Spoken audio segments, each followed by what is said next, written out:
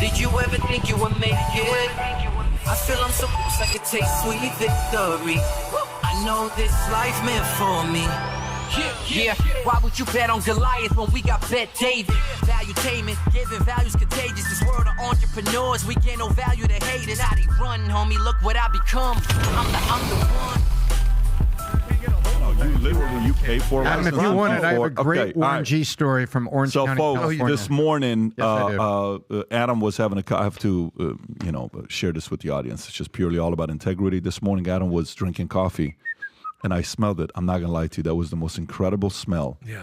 The coffee had. I like the smell of coffee. I'm just not drinking it because I still don't need it. Yes, I'm still going to do something else. I feel like a drug anyway, dealer right all now. right, home team, back at it. I am coffee. So, home team, lots of stories we didn't get into yesterday. There's a couple weird videos you have to see. One of them, which is just unbelievable. You know, the one thing you have to give credit to the marketing team of Biden, Jill Biden, when they're picking locations to give speeches, they're so fantastic at picking the right locations, timely, smart. The name of the high school. Wait till you see this. When I show it to you, you'll also agree with me to say, their marketing person gets credit. Brilliant. If it's satire, if that person's trying to play a joke on them, he deserves a raise. I'll quit and have you hire him. I wouldn't be surprised if Trump offered him a job and said, "You come to our side." After what you just said, we'll show that clip to you.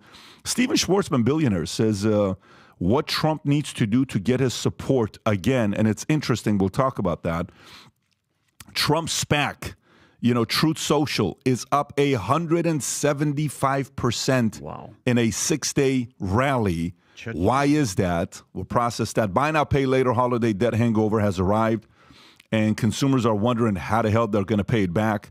We'll cover the story we couldn't do yesterday. Trans golfer Haley Davidson.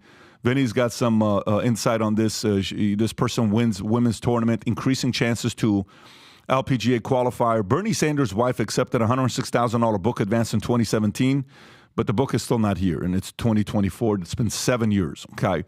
Goldman Sachs says they see 4 rate cuts, 2% inflation for 2024.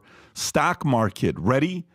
Dow hits 28,000 for the first time ever. I'm sorry, what did I say, 35? You said 28. 38. 38,000 for the first time. S&P is another record. Oakland, California, only In-N-Out restaurant closing due to crime. Can you imagine In-N-Out? That's never had a problem with traffic. When have you heard about In-N-Out closing? Ever, right? Never. Ever. They're closing down because of the amount of crime they're having. And there's a whole other story about California, which we're going to get into as well. Yeah, they have a line even at midnight in California. Yeah, every location. That's right. It's false advertising because it can easily be in and hang out. That's just right. By the soda That's right. The one in Burbank, we used to go to and hang out a lot. But Tom's got some data. The homelessness numbers just came out for 2023. And they have 3 specific states they're talking about: California, Florida, and Texas. Wait till you see these numbers. Washington State Democrats, you ready for this? Little weird. Propose replacing the term sex offender to advance a, ready, person-first approach. What? Yeah, they want to replace the term sex offender to person-first approach, okay? Who knows what that means, but we'll talk about that. Immigration overtakes inflation as top voter concerns poll. So officially, immigration is number 1. MSNBC Joy Reid rips into Moms for Liberty founder for objecting a book. Very, very interesting why she would even take the approach that she did, but it is what it is. Biden's DOJ finally admits Hunter Biden's laptop is real. We didn't talk about that yesterday. We will touch on that today. Ohio lawmakers, I really want to get into this story. I think we may even start off with the first one here being this. Ohio lawmakers propose paying students money to attend school and graduate. Okay, we'll touch on that. Elon Musk feeds viral conspiracy theory that Patriots Front actually are feds. We have a video. We'll show you. Make a decision for yourself. Will Elon Musk politics impact Tesla? And then we have Ravens head coach John Harbaugh recites Bible verse to open press conference after playoff win.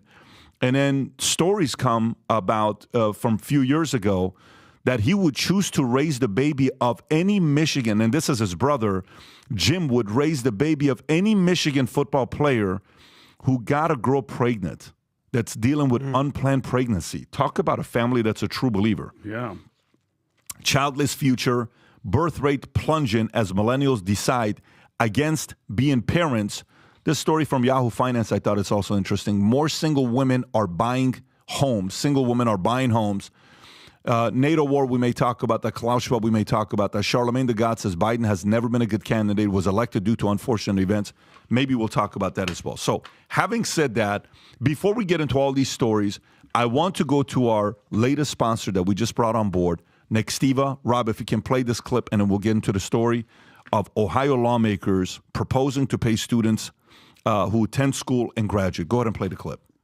So look, every single year, one of the things you got to do as a business owner or entrepreneur is take inventory of your tools and say, is this the best tool we're using today? And is this the most cost-effective way for us as a company to save money? One of the tools, no matter what industry you're in, that you have to be aware of is your communication tool.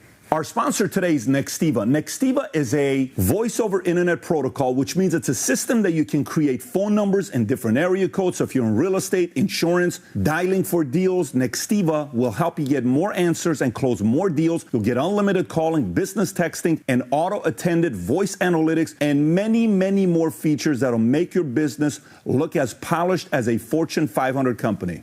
Nextiva is one of the most affordable ways I know you can grow your business in 2024. Don't let the tools you're currently using hold you back. Go to trynextiva.com/PBD to get up to 50% off your plan and talk to a Nextiva rep to see if it's the right tool for you. There you go. Again, I've used a lot of tools over the years. It's very important to use the right ones. Highly recommend you go take a look at these guys and see if they're a fit for you. Okay. Let's get into it. Ohio lawmakers propose paying students to attend school and graduate. Interesting concept, right? So, and wait to hear Tom's view on this as a parent, and it may surprise some of you. So, Ohio lawmakers, Bill Seitz and Danny Isaacson, have introduced bipartisan legislation proposing a pilot program set to launch in 2024-2025 school year, which will reward students for good attendance as a measure to combat chronic absenteeism.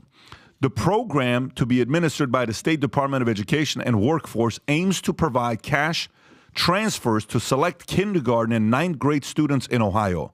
Students with a 90% or higher attendance will receive $25 cash transfers every 2 weeks, followed by $150 at the end of each quarter, and a final reward of $500 at the end of school year if they maintain the attendance criteria. Additionally, the lawmakers are suggesting a graduation incentive pilot program in the same academic year, offering students from select schools up to $750 for graduating with high GPAs, with the goal of improving graduating rates. Tom. I love this. Ohio finally makes an economic decision. Here's an economic decision. I read, just looked it up, that the incarceration rate for county jail, now we're not talking about federal prisons, right, county jail, right, costs the taxpayers $36,000 per year. Per person. Per person. Yeah. So in other words, to have one bed in that jail, county jail, and this is where, by the way, if you get a DUI, you may be 2 days there, or you may have to go to court and have 14 days there. This is county. And this is where a lot of first and second time offenders of drug possession and things end up. They're not in the federal prison system yet. So they're looking at this and saying, how do we give an incentive here's a novel term, an allowance. This is basically allowance to students to stay in attendance, because staying in school and not dropping out has a direct correlation with their ability to earn money, and a direct correlation with how many times they get busted for petty theft or things like this. Mm-hmm. So if they stay in school, it's better. It's better for society. So Ohio is saying, wait a minute. I don't know if they're thinking this way, but this is the way I think. Hey, instead of putting $36,000 a year on the taxpayer, why don't we spread it out and give these kids an incentive to stay in school and attend? And instead of welfare check, you're giving attendance check. I think this is a great idea. What do you think, Vinny? Well, I mean, it's a good idea in that sense to try to get them there. But what's to say that these people, these bad kids, are just going to show up just to get the money? It's not going to make them want to learn or be better people. If I knew, listen, I'm going to make $1,000 or $757, I just come, Patrick, and I would just sit there. I'd still be, if I was a menace and wanted to skip and go do crazy stuff, I'm just going to do it in the school now. You know what? I think it's missing two steps, in my opinion. What I think is good about this idea is they're going the right direction. So while Tom was talking and looking at all he said $36,000 per year per person that's in jail. I looked at what Ohio's rate is for the number of people that go to jail. It's 659. Rob, if you can pull this up, 659 per 100,000 is what their number of 659 per 100,000. Ohio has a population of 11.78 million, which means that roughly 77,000. There it is, 659 per 100,000. And they have 77,000 people in jail. If you take 77,000 people in jail times 36,000, you know what that is? That is $2.79 billion. $2.79 billion a year to the state. Wow. That's a lot of money, right? Okay, and who pays for that? Sales tax. Sales tax, right? Okay, no problem. So am I willing to pay $25 every 2 weeks and $150 end of each quarter and $500 end of the year for having 90% attendance? No. Maybe I'll create tiers. And here's how I would do it. I would do tier 1 is you have to be there and get a minimum of C's at the bottom, okay? Okay. So worst case, you get all C's. You get 1D, you ain't getting your $25. Smart. Got to be C or higher, okay? I like that. Then if you go no C's and B's and higher, I go $50. And then you get straight A's, I go $100. And then if you're in the top 5, I'll create tiers in the class. 5 gets this, 4 gets this, 3 gets this. Number 1 gets $5,000, okay? And that $5,000 will be used for, college, whatever, scholarship, right? The only thing I have a problem with this is kindergarten. If the kid is late to kindergarten, it's on the parent. It's got nothing to do. Yeah. So I would change this from the age where the kid can come to school. Maybe I'd start at junior high school from 6th grade. The hell am I doing paying bonuses for kindergartners? They don't even know what the hell is going on. Parents are going to take that money and say, thank you. It's not the kid's money. It's going to go to the parents' money. There's a part of this I like incentive program to provide and produce the right habits. I'm for that. Well, I think at that point you can tax the adult for if his kid is late to school. Sorry, you owe us money, buddy. Sorry, your kid's gonna get in a fight with his dad. All You of a owe sudden. us the $25. Let's go, buddy. I'm gonna make $25 today. But I think anything that encourage an incentive program to encourage showing up to school, to learning, getting better grades, I think is great. If you take a bigger perspective of what's going on in the education system, I think we're all recognizing whatever the current structure of the education system, specifically the public education system, ain't working, Chico. So they got to figure out something that's a little bit more vibrant and sort of restructure what's going on out there. Incentive programs for sure, attendance for sure, good grades for sure. Do you have any ideas? Anything? Well, yeah, you would I do. add? Well, get to the idea because we got stories. Well, I want to understand something. Yeah. If you look at what's going on in the college system, because basically high school is just a farm system to go to college, right? We all know that college at this point is a scam. If you look at the numbers for college, Americans are overwhelmingly losing faith in colleges. In 2013, 74% said there was important to go to college. Now it's 41%. People don't believe that it's important to go to college anymore. People in same year, 2013, is college going in the right direction or the wrong direction? 61% said wrong direction, 38% right direction. So it starts with the elementary schools, it starts with the middle schools, it starts with the high schools, incentivizing the right behavior, incentivizing why you're there, incentivizing why you're learning. So when you go there, last point, recognition. We do a monthly recognition at Valuetainment. Hey, you did a great job with the editor. Hey, your channel's growing. Hey, you're crushing it. And everyone gets up, they clap, they get a gift certificate, they get a football, whatever it is. It's important to recognize the kids that are showing up and doing well in school. And one parting shot here is the state of Florida has a thing called the Bright Futures Program. And the Bright Futures Program in the state of Florida, if you get a 3.5 GPA, and this is any school, Pat, any school. So even if you're in a troubled school, right, you're in a really tough high school, low academic standards there, you get a 3.5 GPA and you do, I think it's 100 service hours, the state of Florida will give you a free education at Florida State, University of Florida, or UCF, the state schools. So Florida got with this program a while ago to encourage kids coming from moderate incomes. Hey, just get a 3.5. Incentives work. Yeah. The right incentives work. Yeah. And by the way, you know what I don't understand is why? Who was the number one student last year in the state of Florida? The number one. Who was the number one student last year in the state of Florida? Who was the number 10? Who had the highest GPA in the state of Florida? What kids last year got 1,600 on their SATs in the state of Florida or Texas or California or New York? Why don't we know that stuff? Why doesn't the state tweet it out? Well, you mean to tell me parents wouldn't recognize it? I don't think this. When they ask me what is the biggest problem that's going on the last 4 years, I said the number one problem we have in America is a hero-making machine. If we're not doing the hero-making machine recognition, I want to know which kids crushed it and have media talk about it. Especially when you talked about, that was the one, especially about teachers and giving them shout outs and letting us know. But by the way, this could backfire because if you're in Ohio and you're a parent, you're like, I don't want to work. I'm going to pump out 10 kids, put them all in school every year. Like, you keep your ass in school. That's a paycheck. Yeah, I don't think it's enough money to pay the bills. I get what you're saying. If they get it to that point, you're right. You're right. Okay, let's go to, by the way, this kind of goes perfectly with the next story on what's going on in the state of California. And California, so where's that story about California's Washington, Oakland? Okay, there you go. Oakland, California, only In-N-Out restaurant closing due to crime. Page 6 if you want to go to it. And this leads me with, okay, so the only In-N-Out burger location in Oakland, California is closing due to a surge in crime, including car break-ins, property damage, theft, and armed robberies of customers and employees, according to the company.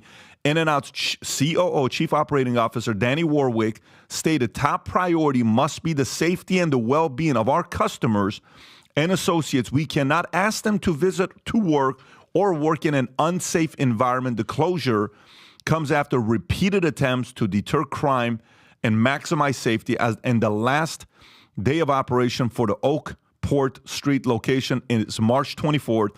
Current employees will have the option to work at nearby locations or receive severance packages. Tom, what stats do you have with what's going on in California? Obviously, what's your opinion on this? But I know the homelessness stat just came out from California, and I know Rob's got it. Do you mind going through that, both of it, the story and reaction to the stats? Well, this Oakland is self-explanatory. What's been happening in Oakland, you've got tremendous homelessness over there in the greater Bay Area. You've got that poop location map that DeSantis pulled out of his pocket when he and Gavin Newsom did that debate. And that's a real map. And that kind of thing is happening in New York and other things. So what's happening this is, homelessness and, defund the police and everything. It's all coming home to see it. But our government keeps track of homelessness. And check this out. Rob, do you have it? At the end of last year, let's see the cover of the report real quick. Who was that face we just saw? That was John Fetterman. We're going to get, by the way. Wow, go back because you just threw me off. Yeah, okay, not go the back. same guy. We'll get into that. Go the other way. You were going the right direction. Rob, you frightened me. Don't show me that. And so this is our very own. Here it is. The 2023 Annual Homelessness Assessment Report to Congress by HUD, right? Housing and Urban Development. So this is our government reporting on itself, its states, and it came out at December, released around the holiday time without a press release and without any fanfare. I wonder why a rather blue Congress would not want a lot of fanfare. Let's find out. So we take the top 3 population states. You can go to those 3. Rob? Right there. Here's the top 3 population states, and here's the report on those states. This report had all 50 states, and we're going to play a game in a minute. I love games. I love it. Called Red Blue. Love it. Red Blue. But right now, California. So people would say, well, stats can be overblown because there's more people live in this state, less people live in this state. Hey, let's look at it on an equal basis. For every 10,000 people in California, 46 are homeless and 68% have zero shelter. That is a sleeping bag on the street. A sleeping bag on the street. Now, for Gavin Newsom that likes to brag, take a look at Florida. 14 people per 10,000. So in other words, on an equal percentage basis, California's 4 times worse homelessness than Florida. Well, what about Texas? Things are going on. Guess what? It's 9 out of 10,000, meaning that California is 5 times. Although Texas is going to skyrocket by the end of 2024 because of the way Governor Abbott's handled the borders. Correct. That number's not going to look good by the end of 2024. And by the way, I looked up, because people say things are changing, so I looked up the 2022 report. California has gone from 44 to 46 out of 10,000. Wow. Florida went from 12 to 14, and Texas went from 8 to 9. So homelessness is up in all 3 states. But what's really interesting to look, Texas only 42% of them, but that's still bad, are actually unsheltered on the street. So if you look at the green, that's the people living like on the street, completely unsheltered. In Florida, it's about 50-50. But these are the stats. These are the stats. What is so amazing? You want to talk about your state, you got to look at numbers. You know what's amazing is, and he'll go on Bill Maher yesterday, okay?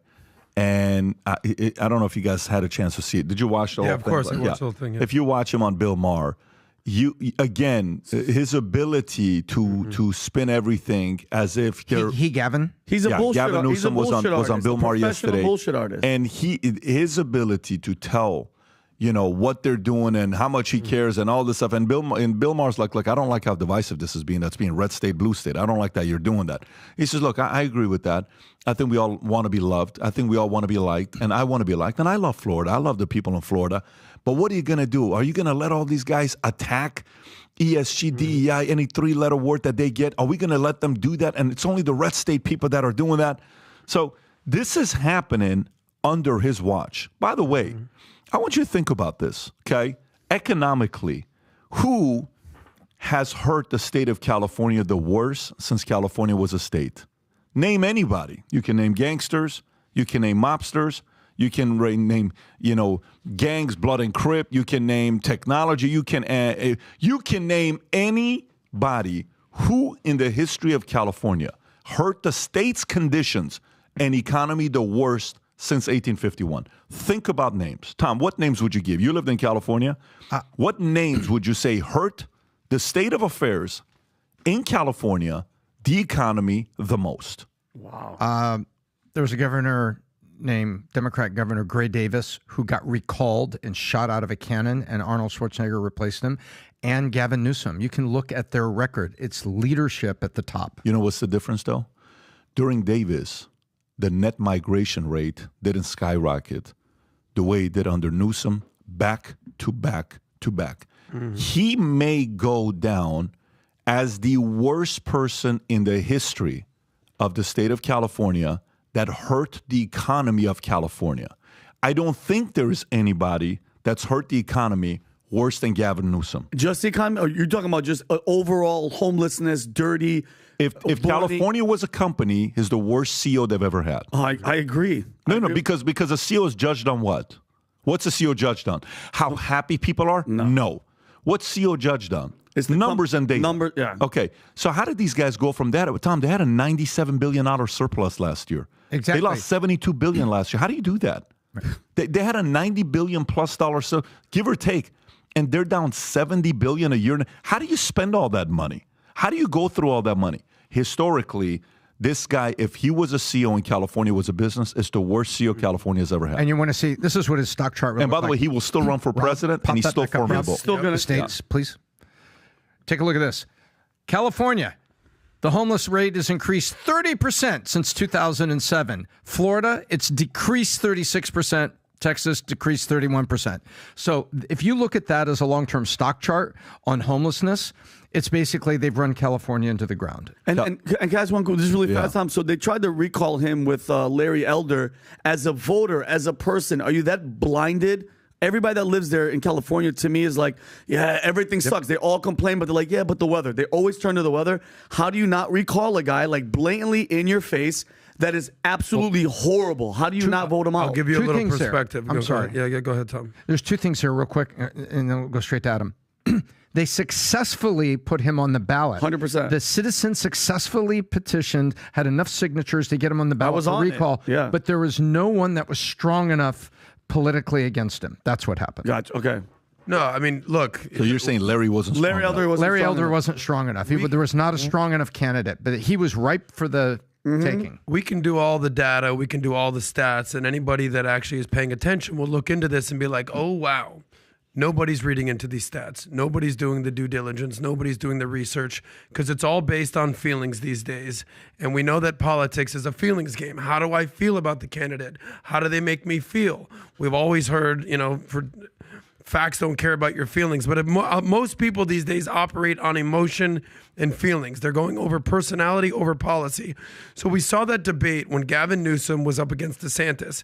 And I'm in Florida. I'm a Florida guy. You guys are all, lived in California your whole life. I'm looking at this and I'm like, everything is on DeSantis' side here. This homeboy is busting out poop maps to show you what a shit show literally California is. Yeah. And at the end of the debate, they said who won the debate. They're like, Gavin Newsom won. Yeah. It's like, stop it with the stats. You have to make people feel a certain type of way. We can get into basically what DeSantis, his lack of ability in order to do that. But if you're running against Newsom, the way that you can beat someone like that is not with stats, because he's such a slick, skilled politician. You have to draw emotion. Do you understand that in Gavin Newsom's California, In-N-Out burgers will cease to exist? Yeah. People are like, not my In-N-Out burgers. Yeah, exactly. People love, we used to go to the one in Addison, the best. This is the type of guy that will run all your favorite stores, all your favorite burgers out of town. You're making a very, by the way, you're making a very, very good point. I mean, it's been a while, but you're making a very good point. The question, No, it's about leadership. You're talking about leadership. The real question is, did he hit the nail Rob, on the can I head? have the pink charts? Pink charts. If I may, you're making a very good point. And the reason why that's a very good point is because all of this is storytelling, right? Yeah. It's all storytelling. I had one of my guys spoke to yesterday, and he's creating content. And one of his strengths is he's one of the best storytellers we've ever had in the history of the company. Mm-hmm. But when he's doing his videos, all he's talking about is facts, Nope. and it's logic. I said, dude, you're one of the best storytellers. Tell a flippin' story. Okay, tell a good story. Take a minute, tell a story. Okay, I remember 2009 when this happened to me, and and then boom, tell the story. You know how to tell a story. No one needs to teach you. A person who naturally is a good storyteller, you don't need to teach them how to tell a story. Just let it rip, and don't even give them any feedback. Just go, do what you do, right? And the right is trying to win arguments with logic. The left is winning arguments by emotion, and you need both. This whole book that just came out, Choose Your Enemies Wisely, the breakdown of business planning, for the longest time, everything I would sit down with guys and they would write a plan. It was all logic. And I would have guys that would only write emotion. And both of them will lose, okay? But typically, the emotion one had a little bit of an edge over the logic guy, okay, typically, because they had a bigger reason to fight and they wouldn't quit. But you give me the guys that can do logic and emotion, the right has all the logic on their side. They have the stats on their side right now. You just have to tell stories of what's going on. New York. Let me read you the story with New York. Here's New York for you. Ready? Mm-hmm. Rob, what page is the New York one you just texted me? There you go, 10. New York City neighborhood turned into a giant toilet as migrants litter park with poop. Leave cups of urine on doorsteps. What? Leaving cups of urine? Imagine you wake up in the morning, there's cups of urine on your doorsteps. So a recent report highlights significant sanitation problem in New York City's Tompkins Square Park, primarily caused by migrants waiting outside an East Village intake center after their shelter stay limits expired. Porta potties were removed due to extreme filth, leaving the area without adequate restroom facilities. According to local residents Garrett Rosso, migrants were using plastic cups to urinate, and he spotted a dozen cups filled with urine. Guardian Angels founder Curtis Silva criticized Mayor Adams for his handling of the migrants, stating, he's the swagger man with no plan. Everything he does, it's a knee-jerk reaction with no follow-up.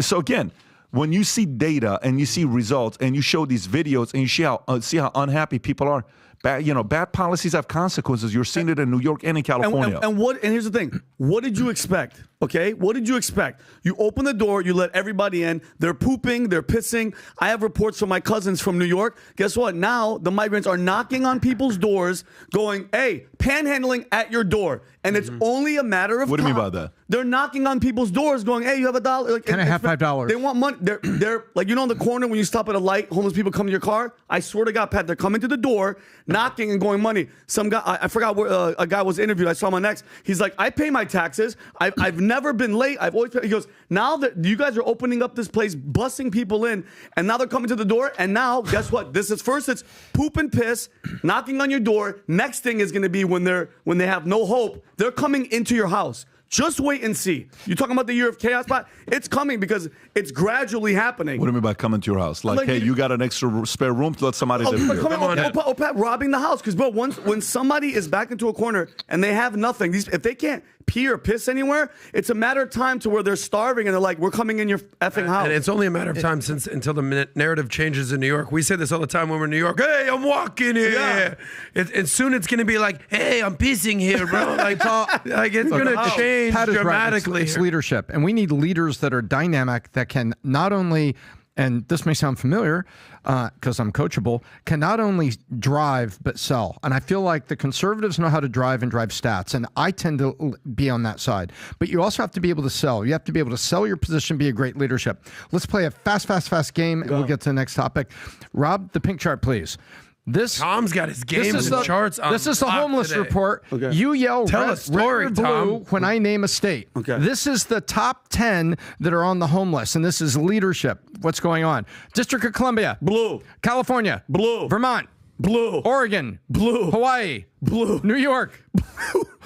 Blue. Washington. Blue. Maine. Blue. Alaska. Blue. Red. No, Damn you it. got caught, buddy. 9 of the top 10. You got caught. 9 of the Alaska, top Vinny? 10. Come on. But the point is, why is this? Why are the voters still electing leadership in these states where the homelessness is so bad, leading to people peeing in cups, knocking on your door, and actually panhandling, and making you concerned about the security of your family? The Republicans have to come out, and the conservatives have to come out, and we have to not only drive home the stats and talk about the facts, we also have to sell the vision and sell. We need dynamic candidates to come out there who can not only lead, but can drive. You have to sell and drive. But if you want to know how corrupt this situation has become, I get these lists. I mean, we can do that.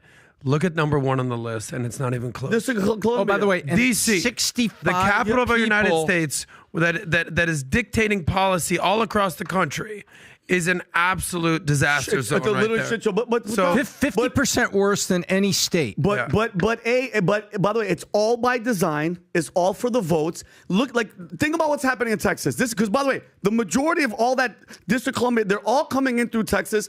Do you understand that the Joe Biden's White House is suing Texas because Texas is trying to protect the border with the barbed wire? Think about that. Think about that. Texas is overrun. The government is going, who the hell do you think you are, Texas, by stopping this influx of Democrat votes? Think about that. So and let's just be honest. Everybody in power, from the White House, hedge fund managers, Supreme Court, they don't give a shit about your safety. They want everybody to come in. And at what point, Texas, they have to, I'm not saying take up arms and shoot migrants, but you got to protect your border, bro. Because it's only a matter of time till these people come in. And then here's my thing, Adam.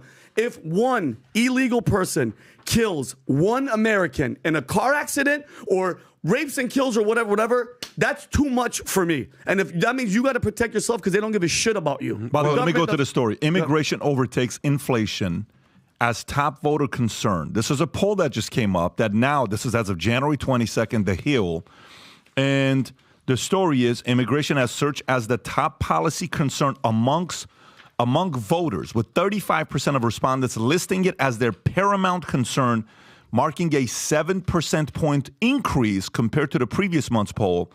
Inflation followed closely behind, with 32% of respondents. When asked about personal impact, 38% of respondents indicated that inflation affects them directly, while 17% mentioned immigration. The number of respondents citing immigration's personal impact increased by 3% points over the previous survey. Despite a reduction in inflation, immigration remains a significant political issue, with both Republicans and some Democrats emphasizing a majority of voters. 64% believe that conditions at the border are worsening, and 68% believe that the administration should make it tougher to enter the U.S. legally, reflecting a bipartisan desire for stricter border enforcement. Adam. Makes total sense to me because, don't look now, but the economy has been doing better. There's a story here about basically how people are feeling a little bit more optimistic on the economy. Inflation has cooled down to somewhere around 3% these days. If you ask the average American, what is the inflation rate right now? They would tell you it's probably 7, 8, 9, 10%. The Fed has actually done a decent job of what they would call a soft landing in the economy. Not so much Boeing, but that's a whole nother story. But That's a hot landing. Exactly. Unemployment right now is at 3.5%. We just saw the stock market reach record highs, 38,000. I remember being in Dallas shooting a video when we reached 30,000 in 2020. But there is a difference between Wall Street and Main Street. We understand that. But the economy seems to be doing on the right track. We'll see what happens with the interest rates and whether they're going to give a pause and all that. But speaking of storytelling, nothing makes you feel more angered as an American just to see the open border caravans unbelievable pouring into the country. You even have Democrats right now like John Fetterman who's just using common sense, guys. This isn't a left or right thing. It's an American thing. What is happening at the border, guys? When you see images like this, how left do you have to be to say, yeah, I'm totally fine with that? The questions need to be answered. So to give a bottom line on this, totally understand why the immigration and the border is now at the top of the list versus the economy. Because it's coming home, it's coming to their doorstep, literally. And when you have loser leftist shills like Jim Acosta when Trump was in, and he's like, it's an invasion. He goes, I consider it an invasion. And Jim Acosta's like, what are you talking about? They're just people looking for refuge. It's people like that. And that's why when they call them the enemy of the people, you are, because that is an invasion. And I'll say it again. One American dies because of that. I think we go to the, and people are suing them. People are going to the government to sue them because not one life should be lost and not one school should be shut down for, I don't give a shit for how long, because we have to put migrants, illegal people inside of a school because it's cold outside. And That's bullshit. Just to juxtapose Texas versus New York, and I understand where Texans are coming from, because if you look at New York, they're like, people are pissing, they're shitting, it's a mess here. There's only tens of thousands of people there. How many millions it's nuts. Come through Texas? Forget it. So New York is getting just a little taste of what Texas is basically saying and why there's such objections to the open border Rob, policy. play this clip by Fetterman on Twitter, the clip you just pulled up a minute ago. If you can just go right there. Watch this here. This is Fetterman, by the way, where, he's the guy that beat Dr. Oz, right? So here's Senator what he has to say about the border. Listen to him. Because obviously a lot of progressives on Twitter have been attacking you for your position on Israel, for noting that, in your opinion, saying that there is a crisis at the border does not make one xenophobic. Why do you think you've been so criticized by so many progressives? I honestly don't understand. I don't understand why it's controversial to anybody to decide that you're going to stand with Israel in this situation.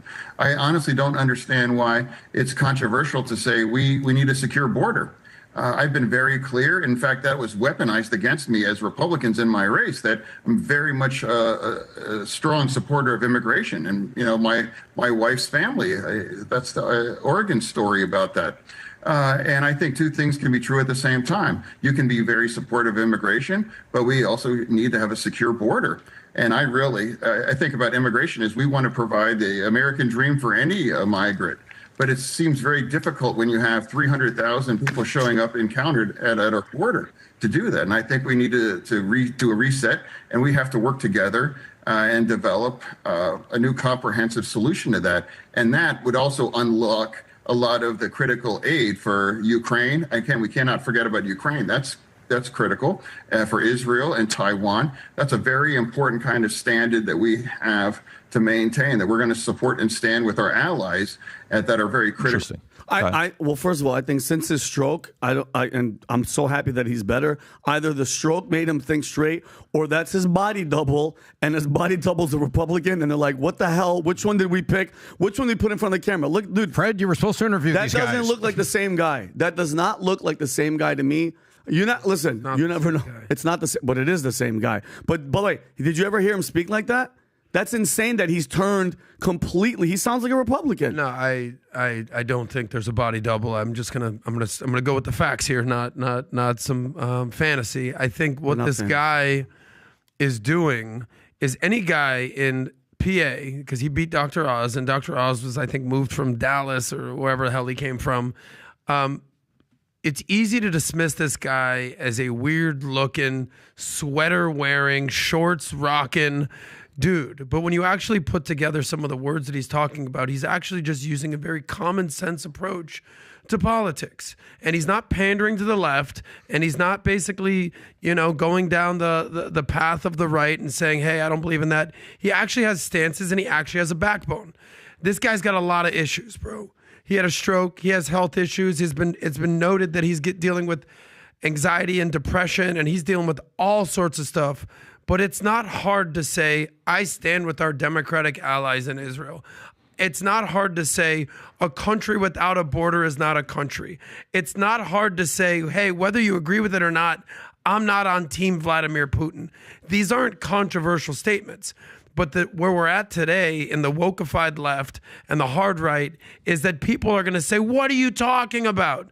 But actually, what he's saying is just very common sense. But can I ask you guys a question, though? Do you think, honestly, Tom, do you think that in this 4 years of Biden with this open, still right now wide open, is it the damage has already been done, meaning there's no coming back from what they've done and that was their plan all along? Because Trump will come in, okay? Trump, it's going to take them years to build the wall, okay? They're going to start deporting. Who's had the most deportation? Was it Obama? Obama. How many? 3 million? 2 million? He's the GOAT. He's the GOAT. The greatest. They called him the what is it called? What they call him? Deporter in chief. Deporter in chief. Deporter in chief. Okay. Think about this.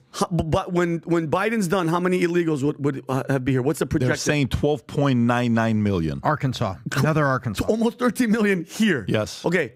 Do you in think, one term. In one term. Bananas. Do you think that the damage has already been done? There's no coming back from that because they're here. Even if he deports 3 million, those 10 million or whatever are going to have kids and their kids and their kids and their kids are all going to vote Democrat. Do you think it's the damage is done? It's a 60-40 split. It's a 65-35 split. The people that come here from the border, they're going to vote Democrat 65% of the time. 65% of the time, give or take. Yeah, the split is how you're just increasing, but strategically, you're targeting a state. It's the state that'll give them victory for decades to come. That's Texas. What you're targeting. You're targeting Texas. Texas. It's a brilliant, dark, deceptive, but effective strategy.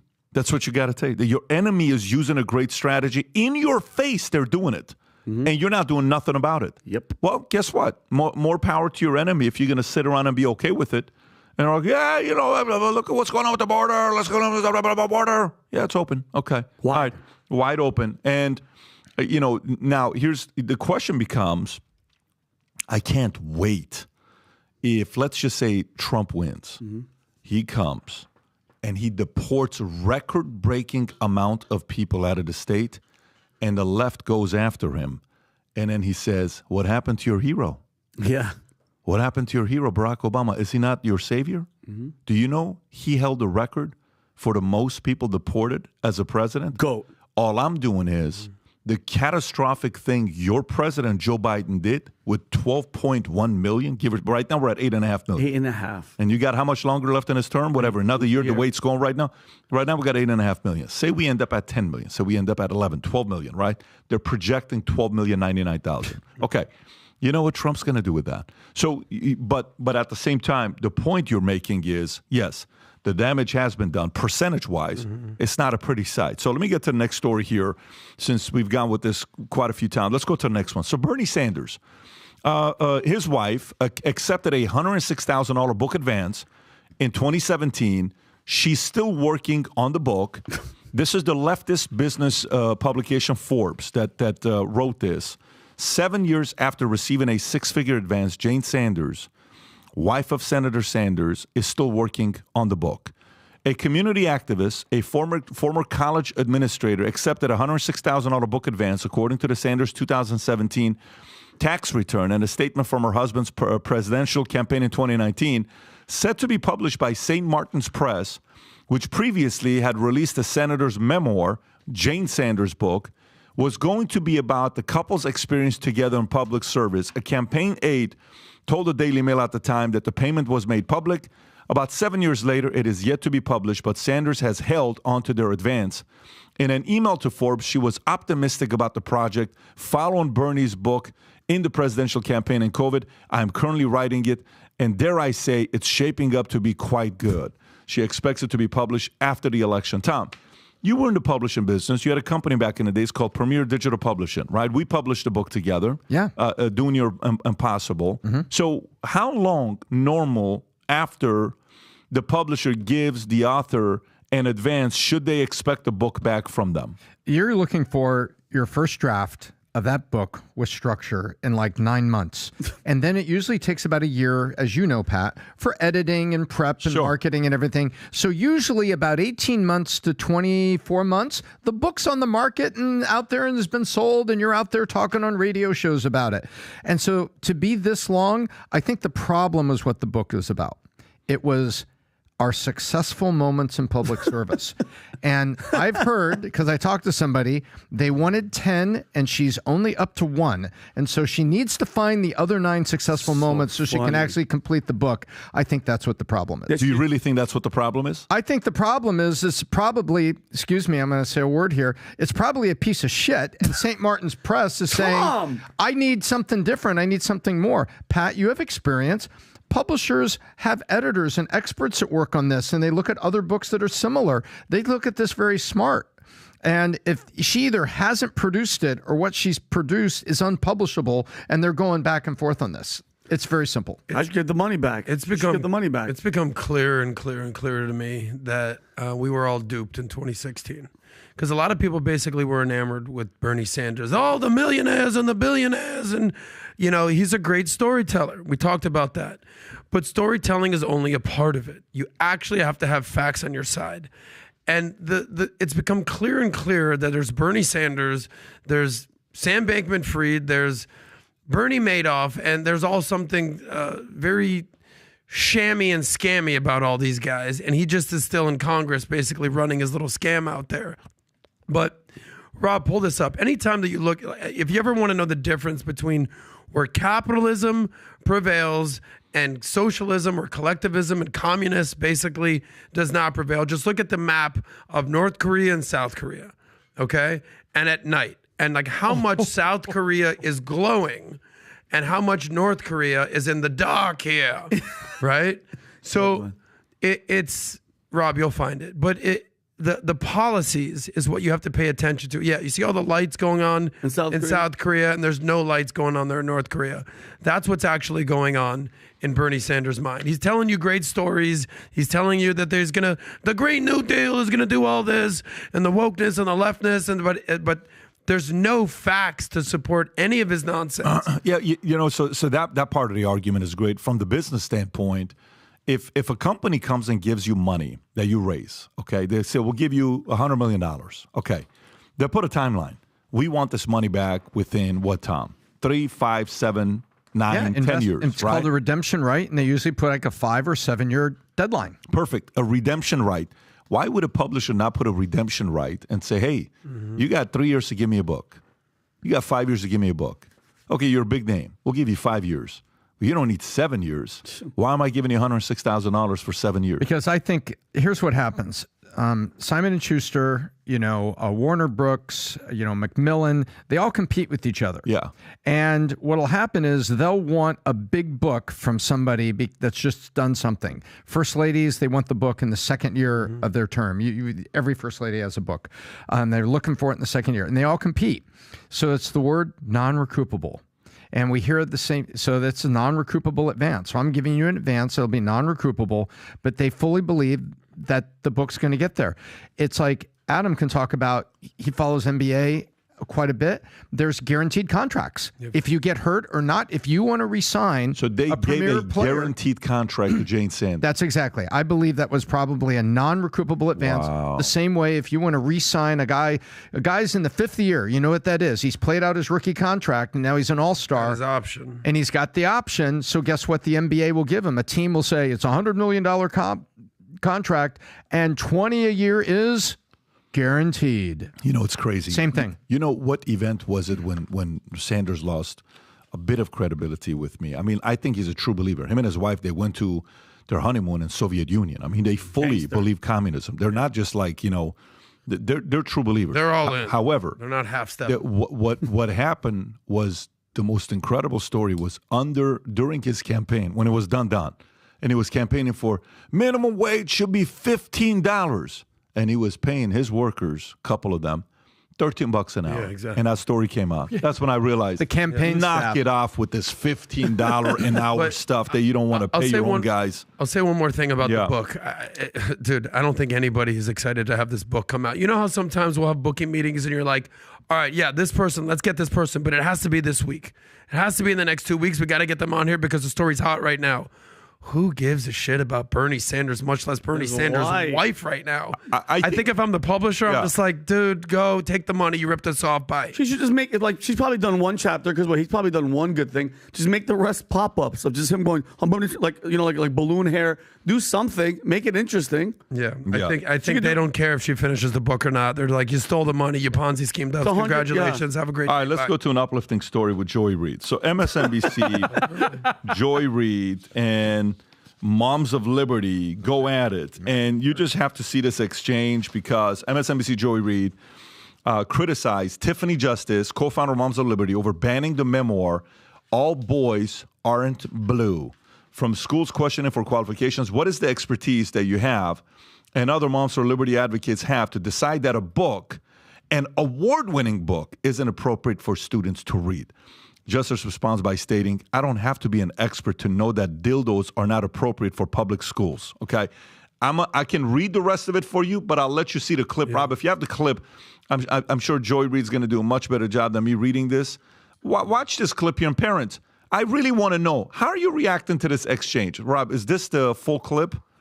Go ahead and play the clip. What I'm asking is, what is the expertise that you have and other Moms for Liberty advocates have to decide that a book, an award-winning book like All Boys Aren't Blue, isn't appropriate for students to read? What is your expertise? What a tragic story of a young man who's anally raped by his adult family member. So you have incest, rape, pedophilia. Joy, you said you'd let me answer, so Sure. I'm going to answer Please for you. In what context is a strap-on dildo acceptable for public school? That's my question to you. Tell me what the context around the strap-on dildo or the rape of a minor child by a teacher. Hold on a second. No. Wait, We're talking about public school. One moment. All right. So now you've asked me questions. Sure. I'm going to answer it. Okay. Well, who is the main character? What's the name of the main character in All Boys Aren't Blue? What a question. You're You got asking me right now. You just gave me 17,000 very questions specific to ask. information about this book, so you're presenting yourself as somebody expert. It's the gentleman- Hold on. the main- Who's the main character in the book? The main character is the author. What's his name? George, I believe, is his first name. Because you're giving me very specific information that is. You're presenting asking me to yourself as an remember the expert. name of an author. You the just name of the remembered author very doesn't specific things. Joy. Here's my We're question. talking about Here's my question. You didn't answer my question. No. I'm going to answer your Great. question. I would love to hear that. Absolutely. Well, I'm interviewing you and you're not interviewing me. So let's just make sure it's a conversation. The C word. Okay. What So a what I'm disgusting- saying to you is that as you are not an expert in this book, I don't have to hold be an on. expert to know hold that on a dildos second. aren't One appropriate moment, for public one moment. school. I mean, come This on, let's get book real. is a full context story, as you said, of the author's experience. cannot believe Why this is is it being your right sold or a on Moms TV? for Liberty activist's right to say that a parent who wants their child to have access to this book, which Oh gives a my personal gosh. experience This of is this author, MSNBC. This is that embarrassing why for doesn't a liberal MSNBC. parent, Oh for my instance, God. or a parent of an LGBTQ kid, why don't they have a right for their child to just have access to this book? Why is it your right to say they can't? So, again, we're talking about incest, rape, and pedophilia. And Boy, you each said you- parent, Boy, you said you let me no. answer. Each parent has to decide what is appropriate for their child to read. So I want you to answer. I'm going to ask you let's one more have time. Great. What is your right to tell a parent who wants their child, who might feel seen by this story, why don't they have the right? Why don't they have the right as a parent to say, my child can have access to this book? If a child feels seen by this story, that means that they have been the victim of a predator. That means that they have either been raped by a family member, they've experienced and your proof rape. of that is Oh what? my You just God. said that What's if your a child proof of feels that? seen by this story. What I'm saying, Joy, you're now making assumptions. No, about it. Joy, but if a Let me child give you has an- been raped, you should do a Look at- lot look at better Joy. than She put a can't book be in this- the You're library. She literally can't be this creating a ignorant. You can story pause behind. this at this point. Okay, be honest with me. Do you think she's that stupid? No, Or she's this not. is the narrative? Because, by the way, let's not forget by the way, never trust anybody that's hair looks like this to make any decisions about anything about you and your kids. What she's doing right here is one of the reasons people like me always think that the left is always over-sexualizing kids and doesn't care about topics like this. And that's why everybody's always like, dude, what is she talking about? What is she even talking about? And let's not forget who Joy Reid is. She's the one, remember on the panel with Bill Maher when Ann Coulter was like, Donald Trump's the, what's it called? She made that face like, she's an idiot. There's no way she could think like Tom, this. when you hear this, logically, when you hear this, a host of a brand, MSNBC, saying it's okay for a book with dildos and pedophilia. And well, how do you process this as a parent, Tom? So, Joy Reid is the pathetic mouthpiece of the left that wants to sexualize children and wants to make sure that onboarding and grooming materials are present on the shelves of libraries and public schools. It's as simple as that. They want the stuff on there. They want the progressive sexualization of kids. That's the purpose here. Now, I happen to think that this woman could have done better for herself. I would have known the author. I would have known his date of birth. I would have known the name of the publisher, and I would have fired back at her pretty hard on those. So I think she could have been a little bit more informed and kind of fought back against it. But Joy Reid's whole angle here is to discredit her. That's all she's trying to do. She was not arguing even for the book. She's just trying to discredit the other side. I'm interviewing you. You're not interviewing me, meaning I'm here to ask a bunch of questions to discredit you. But all I see is a mouthpiece for the left to advocate to putting this stuff on the shelves in public schools to allow kids to have access to it, to act on their curiosities or act on their depression. Adam. That's her job here. Adam. Look, it's becoming clearer and clearer who she is. You know, she's going to reap what she sows. I just Googled Joy Reid just to kind of see what's popping up. If you Google Joy Reid, do it right now. The first thing that pops up is Joy Reid strap-on. So congratulations, Joy. This is now the word associated with your name. Don't Google strap-on, Rob. Is that No, wait a minute. just Joy Reid. That's the first thing that pops up. Strap-on Joy Reid. The second thing that pops up is Joy Reid hair, and I realized where have I seen this hair before? And it's one of our favorite movies over here, Rob. If you could pull that up, we saw her go full retard in Tropic Thunder. We recognize that hairdo, and you know they said, Make me. I knew They it. said, you know, never go full retard over here. But, you know, I also found out that Joy has 3 kids and she's married. I thought she might have been a lesbian. I don't know. But she's got 3 kids. So I want to know if she's going to let her kids read this book. I want to know if she's encouraging her kids to enjoy this type of lifestyle. The youngest child that she has is 24 years old. So if her child was in elementary or middle school, that was, 15 years ago before this was, prevalent for most schools to have these types of books. Her youngest child is 24. How old is she? Jesus. Anyway, good for her. But she's just an absolute shell of whatever's happening. I'm actually wanting to talk real substance here. Forget about you calling her idiot or shill or this and that. Tom, we'll come back to Tom. You found something awesome. Hang tight. We'll come to you, Tom.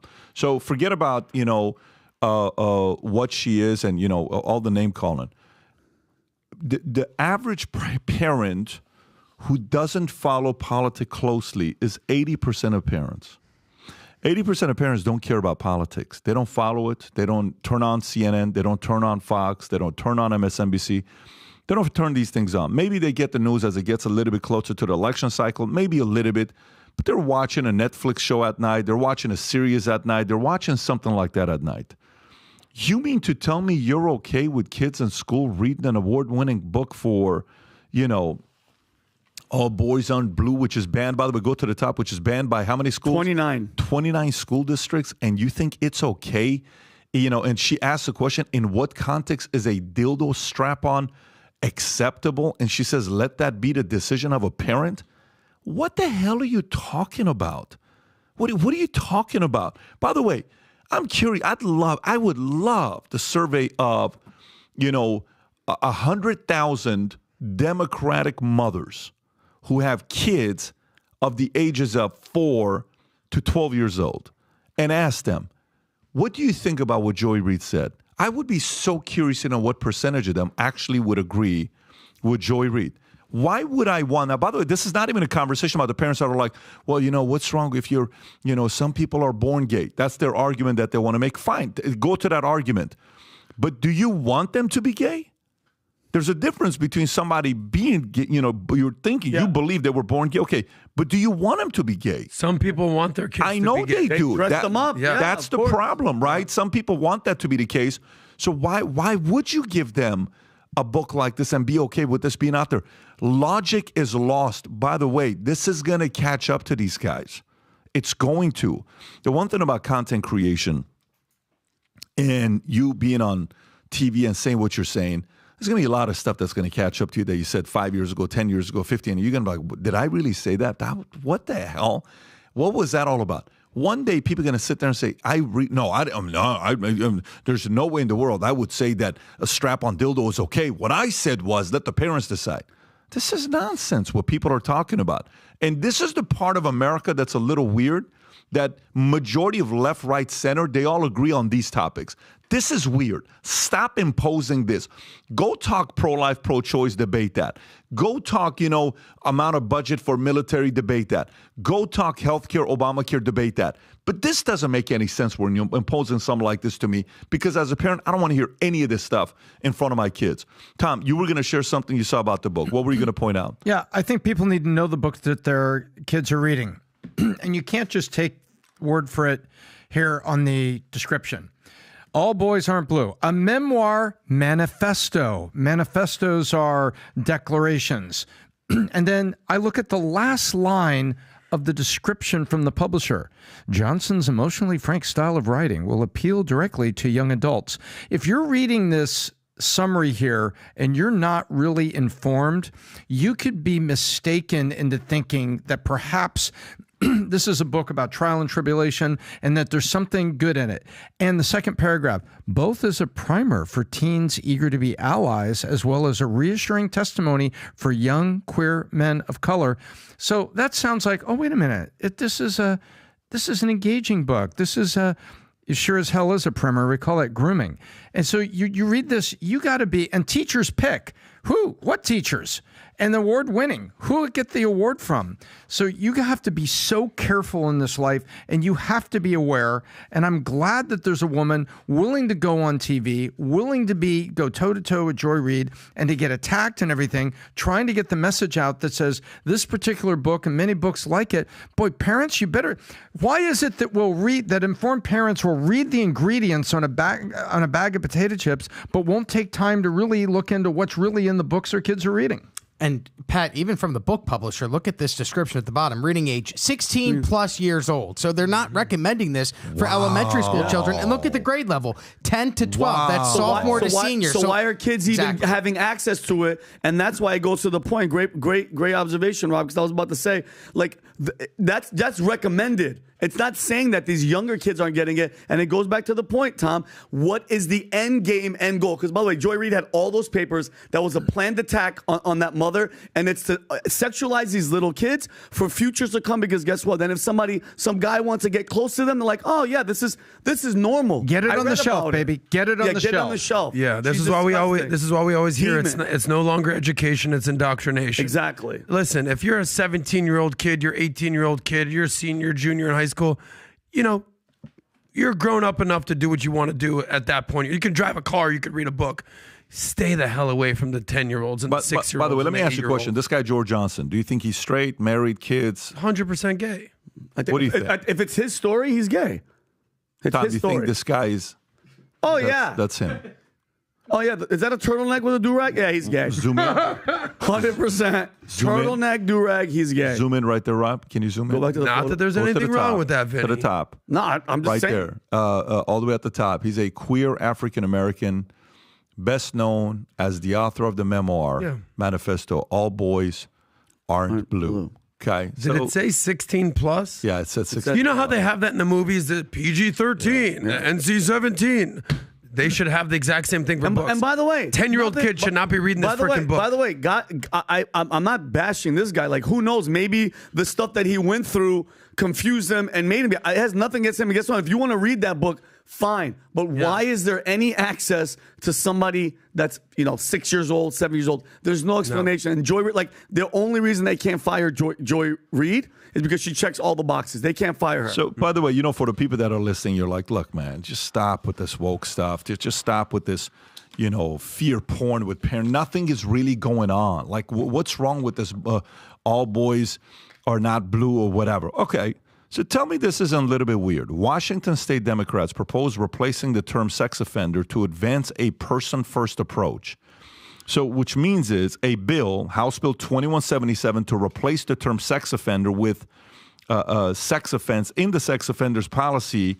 This change aims to shift towards a person-first approach, which the bill allowing level 3 sex offenders, the most dangerous, to serve on the board alongside 6 crime victims. Let me read this to you again. Please. Which means a level 3 sex offenders, okay? This bill allows level 3 sex offenders, the most dangerous ones, to serve on the board alongside sex crime victims, okay?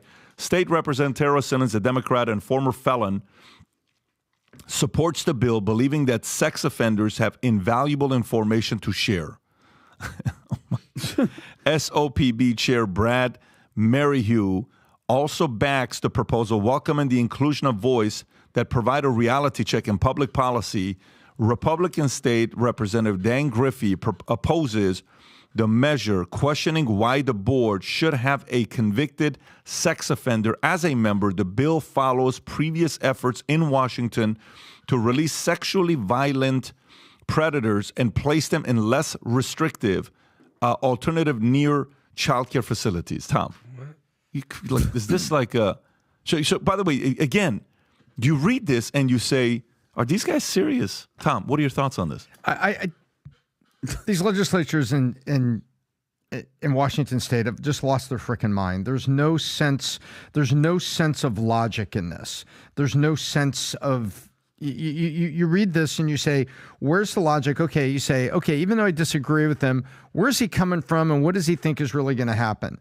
You know, there are a lot of things. It's like the Treasury Department worked with counterfeiters. There's a whole movie, Catch Me If You Can, that talks about how the Treasury Department... Frank Abagnale. Yeah, took a guy who was a counterfeiter and a financial felon, and he eventually consulted, you know, he got his life clean. He had to get clean. He had no way to be employed to do anything. And he told them, this is how these crimes are committed. And it was incredibly helpful, and it created banking security things.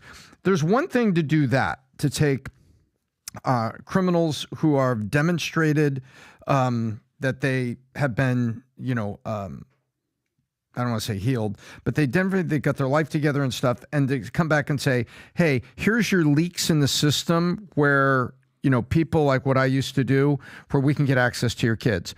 That's helpful. Not on the board, serving on the board, and not in a less restrictive alternative near a child care facility?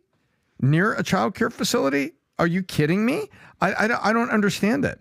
I'm just trying to find the logic in this, and it's just State Representative Tara Simmons, a Democrat and former felon. Hey, look, there's hope for Trump to be elected. You know, so she's a former felon supporting the bill.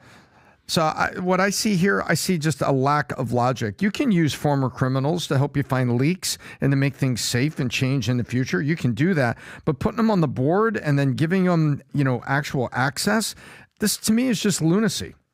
Adam. Yeah, I mean, you took the words right out of my mouth. I actually had the pleasure of meeting Frank Abagnale at a meeting a handful of years ago. If you're not familiar with who this guy is, Leonardo DiCaprio played him in Catch Me If You Can. And he told his story about basically running away as a teenager and check fraud and wire fraud and cashing checks and did all this. And he knew the ins and outs of what it was to do money laundering and check fraud and everything like that. And then Tom Hanks in the movie basically Catch Me If You Can tried to catch him.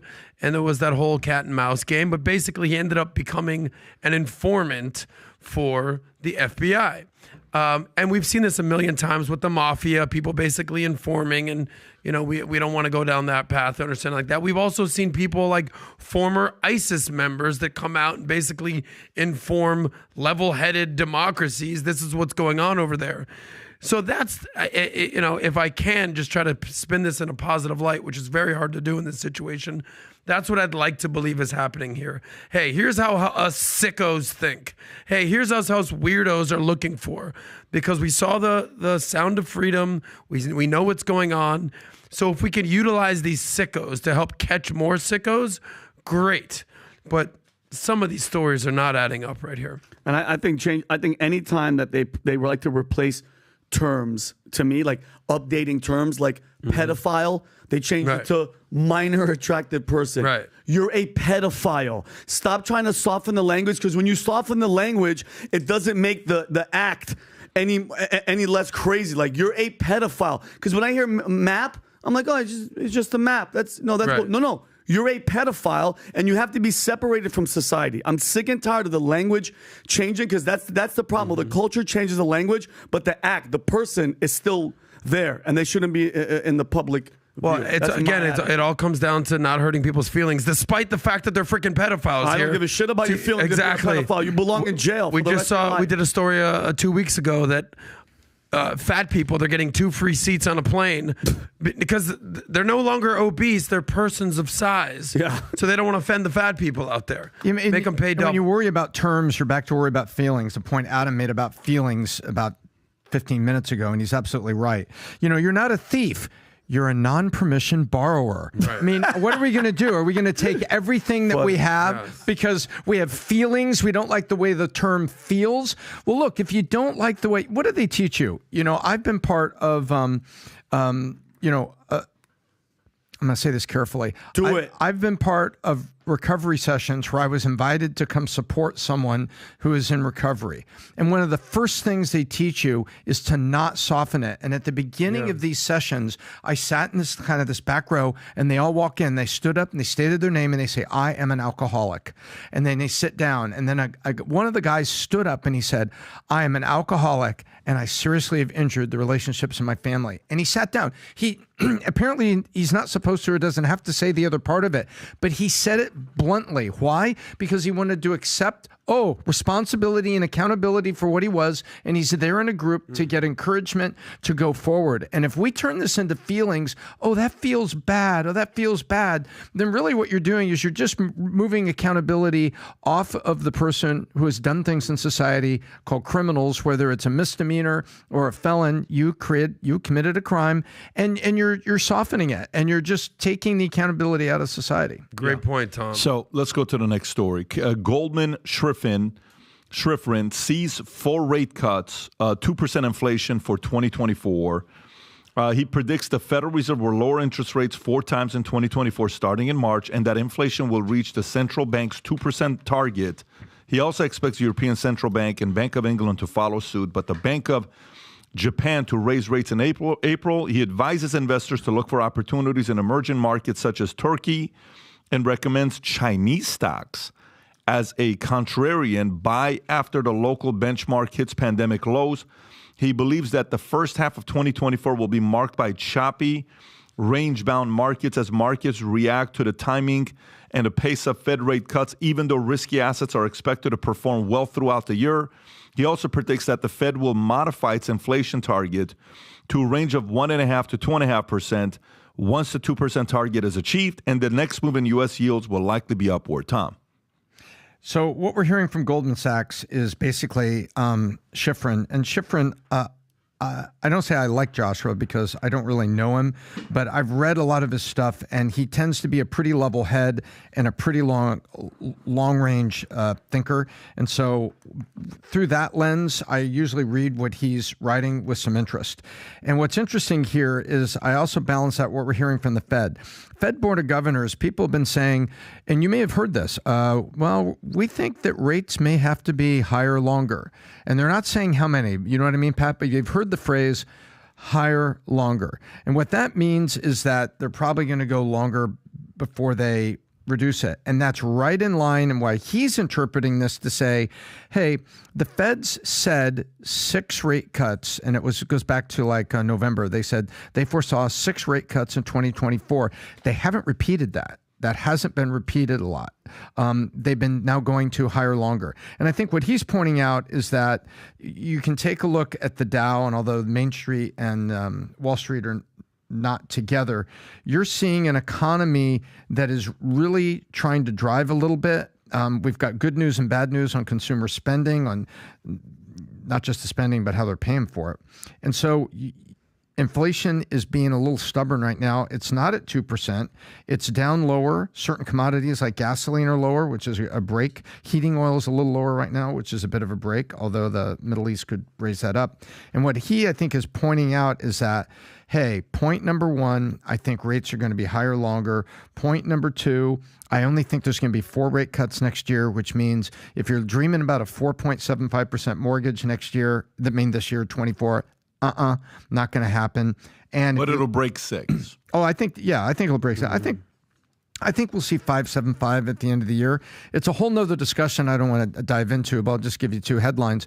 Right now, the banks are keeping about a 3% profit on the Fed rate to the mortgage rate, and you can see that represented by the 10-year Treasury. That's the way to look at it. They usually have that about 1.5 to 2. Means the banks right now want to make more profits on mortgages because they think they will be lower in the future, but they're not going to get back down to like a real, what I would call a consumer activity trigger rate, which would be like 4.75.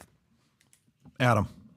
Well, no, the one question that Vinny always asks is, when's a good time to buy? When's a good time to buy? I was just going to say that. So to all the people out there in the mortgage market, I mean, we see the articles out there from the Wall Street Journal that there's never been a worse time to buy, and the math just doesn't add up. So if you're in the market to buy a house, just pay attention to what's going on there with the interest rates. For all that we hear about politics and Trump and Biden and DeSantis and Nikki Haley and Gavin and Newsom, low key, the most important person in America is Jerome Powell. I mean, this is the guy that makes unemployment tick and make interest rates tick and inflation and all this fun stuff. So pay attention to what's going on with this guy, Jerome Powell. But it's good news for the people who are looking to buy houses or maybe refinance their house, that these interest rates potentially in 2024 are going to be coming down. Vinny. You're a veteran. I'm a veteran. Every veteran out there has a one-time low, very low interest rate for a house. I think the money went up to what? I think $700. Yeah, PBD. You got to utilize that one of these days, man. I would have used it for you. So my question is to you: if like, for instance, like put me and for all the vets out there, God bless you, thank you guys for your service. Does it matter if you have that one-time low interest rate to buy a house and that this doesn't affect us? You know what I mean? What do you mean? So like right now, because this rate. Well, if I want a loan right now for a house, because I'm a veteran, I get a one-time. It's ridiculous. I don't think it's a low interest rate. I think it's a low down payment. You have to put 3% down. They're just giving you a free interest rate. No, we get a very low. Veterans get a low interest rate. Is this for one-time, first-time VAs? For a veteran, I know it's ridiculously low. I think this is it. I don't think it's a set number that's never going to change. Yeah. I think it's just lower than what others would be paying. Okay. Mm-hmm. If I'm not mistaken, on the interest rates above show the options of purchase discount of 1.1% of the yeah. So I think even if you look at this chart here for 30-year fixed, you're looking at 6%. You're getting 1% off. And this is a buy down. If you read the fine print, you're actually buying down the rate. And Bob, can you say is this the first time? The first time? I'm not saying in general. I'm talking about the first time, your first loan for. I don't know. I'm really glad that we're doing a real estate mortgage intervention for Vinny right now air on camera. This is working out well. Let's look into this later, Ben. But don't buy a house right now. Wait for the rates to come down. I'm moving in with you and your cats. Your cats. All right, buy now, pay later holiday debt hangover has arrived as consumers wonder how they'll pay their bills. Many Americans turn to buy now, pay later. Kiki Anderson, what a great name. Kiki Anderson, one such consumer, used Klarna and PayPal to make purchases, resulting in $1,700 in debt, leading her to sell items to make payments. Why'd you buy it in the first place? Buy now, pay later usage surged during holiday season, contributing to $16.6 billion to online spending with a 43% spike on Cyber Monday. However, concerns arise about consumers being buried under micropayments. The impact of buy now, pay later and overall debt remains unclear due to limited disclosure from providers like Klarna, PayPal, Affirm. Tom, how bad is it based on the numbers you're seeing? Well, I want Adam's opinion as well, but it's pretty bad. What I'm reading was that they didn't put it in the CNBC story. They are 40% late payment rates on these, on the BNPL, 40% late payment. And that came out the first week of January, which means from Black Friday through holiday spending, suddenly, because remember, these bills are due 2 weeks later. 2 weeks later, you make a payment. 2 weeks later, make a payment. 2 weeks later, make a payment. These have a very short leash. Leash is a sensitive word to speak. That's right. It's fine. I get what you're saying. Very sensitive. We have a good friend in Las Vegas. I won't use that word in front of him, I promise. So it's 40% late payment rates on this. Why? And why did they use it? They use it because they ran the credit cards in this country all the way up to $1 trillion of total balances. So the consumer was looking for some more credit to go purchase, and they use buy now, pay later. They were already a little strapped. And guess what? 40% of them are late. And so they're calling it a debt hangover. It's not a debt hangover. It's a debt overextension. Adam. Nice. Well, one thing, they forgot to add one line to this, to the buy now, pay later thing. And then it's buy now, pay later, you're broke after that. Because if you don't have the money to pay for something now, if you think that you're going to somehow manifest the money 2 weeks later that you don't have, you're in for a slippery slope. And you're in for basically what happens when we go to people like Amscott and you go for these payday loans. And next thing you know, you're paying 400% on your money. Short-term thinking will end up with long-term problems. You think that you can just start spending your way out of the holidays, buy some nice gifts for the family, and all of a sudden you're going to have a money just show up at your doorstep in January. It doesn't work that way. And can we just talk about the fictitious holidays that we're just making up at this point for people to spend money? I get it. You want to spend money on Christmas. Cool. You want to spend money on New Year's. I get it. Valentine's Day, Thanksgiving, family. But they're just making up holidays for us to spend money on, okay? It's Cyber Monday, and it's Black Thursday, and it's, what's the Tuesday one now? You know, have a party on Tuesday. There's Small Business Saturday. They're just making up days for us to spend money, and they're encouraging us, you don't need money. You'll pay us back later. Yeah. With 400% interest, that is. So it's a disaster out there. As I always say, save that money. You know, that's why, I don't, you guys always ask how come I don't participate in Cyber Mondays or Black Fridays. I'm waiting for like a Brown Thursday. There's no, you know what I'm waiting for. I want some Why inclusion. can't we get something? Yeah. Okay, Yeah, like, give me a Thursday. Brown Thursday. Brown Thursday. Brown Thursday. Hang on, Everybody will give you TV. I have DeSantis map of San Francisco. It looks like every day is Brown Day. So it's like, That's a different kind of a Different news- brown. Anyway, shout out to here's Kiki the- Anderson, learning the hard way. Yeah, exactly. Kiki, do you love me? More single women are buying homes. Yes. Yahoo Finance. A report from Maxwell indicates that single women constitute 22% of mortgage applications in 2023, with 35% of these applications ages 25 to 34, and many earning less than $100,000 annually. The rise of single women in the housing market suggests a shift in demographic, with millennials and Gen Z showing interest in home ownership. Many women are willing to relocate for more affordable housing options, emphasizing their commitment to build an equity. Factors such as increased female participation in the labor force and a growing number of households led by women contribute to this trend. Each woman in long-term relationships are opting for solo home ownership, often because they earn more than their partners. By the way, more single women buying homes. It's not because more single women are buying homes. It's because there are more single women today than before, because marriage is not a hot commodity today. On the same a story that we have here at the bottom, you hear this other one says, childless future, birth rate plunging as millennials decide against being parents, right? So this isn't just because single women are buying homes. They're not wanting to get married. Those numbers are higher today. They don't want to have kids. It's higher today. Let me read this study to you. A study by the University of Southampton and the Generation of Gender program found that less than a fifth of millennials ages 26 to 35 are certain they want to become parents. The study reveals a correlation with declining birth rates, as only 19% of younger millennials expressed a definitive desire to have children, while 30% leaned towards probably wanting children. The desire of children among Generation Z, ages 18 to 24, is also declining compared to previous generations. 15% of Gen Z respondents stated that they definitely do not want children, suggesting that the birth rate in UK may continue to decrease.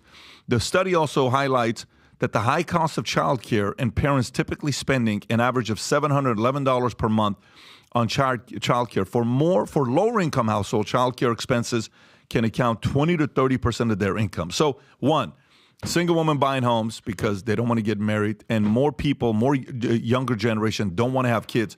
Tom, what do you see here with these numbers? Well, first of all, if you're a single woman with a home and you're looking for a patriotic, stable husband, This morning I signed agreement. I'm representing Vinny. You can find him on Minnect, and for $25, you could ask a question and begin an interview process that could end in a fruitful relationship. Again, women with homes, please.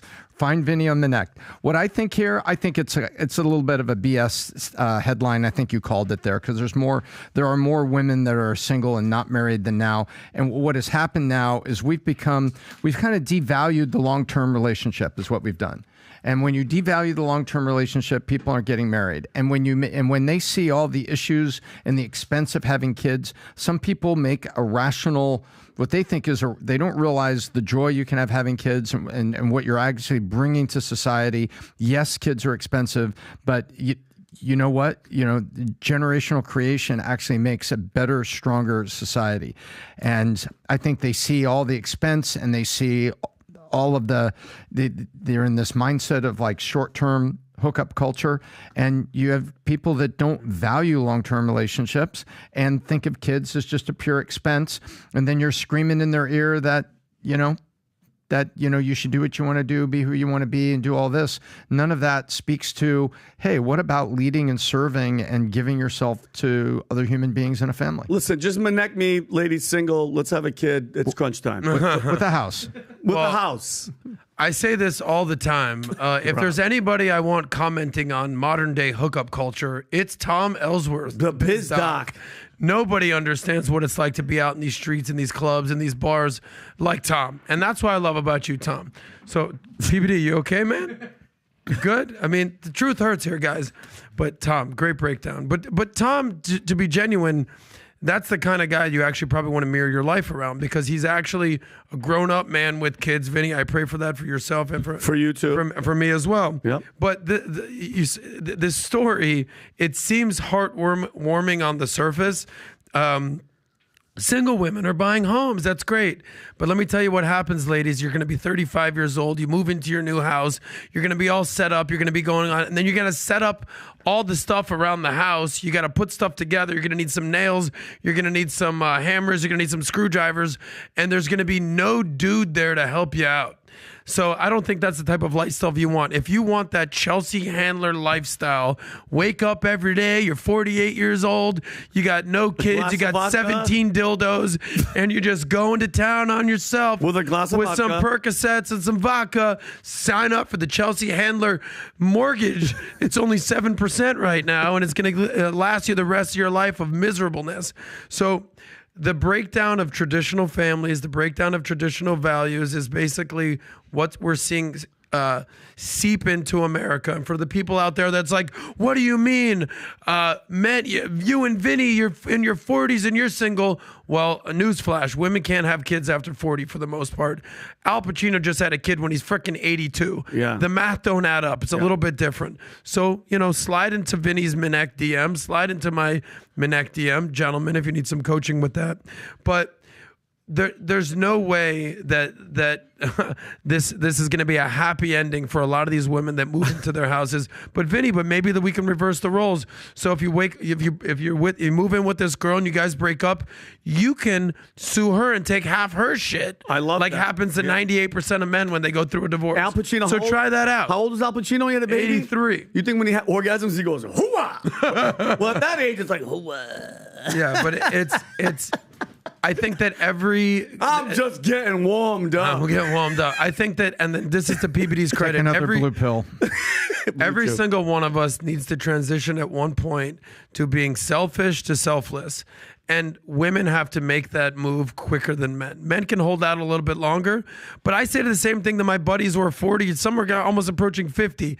Guys, you can't be out here still, all up in the club. But there's nothing sadder than when I see a 44-year-old woman still out in the club, and I knew her from high school. I'm like, just go home. Get out of here. Get out of here. Hooah.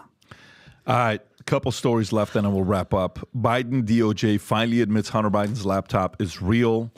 And this is so funny. Yeah, it is funny, but I mean, listen, we're making progress, guys. We're making progress. Yeah. The Justice Department has officially confirmed the authenticity of Hunter Biden's laptop, a development that comes after years of suppressing this information. DOJ's acknowledgement is based on the laptop being left at a computer store and its contents matching what investigators obtained via search warrant at Hunter's iCloud.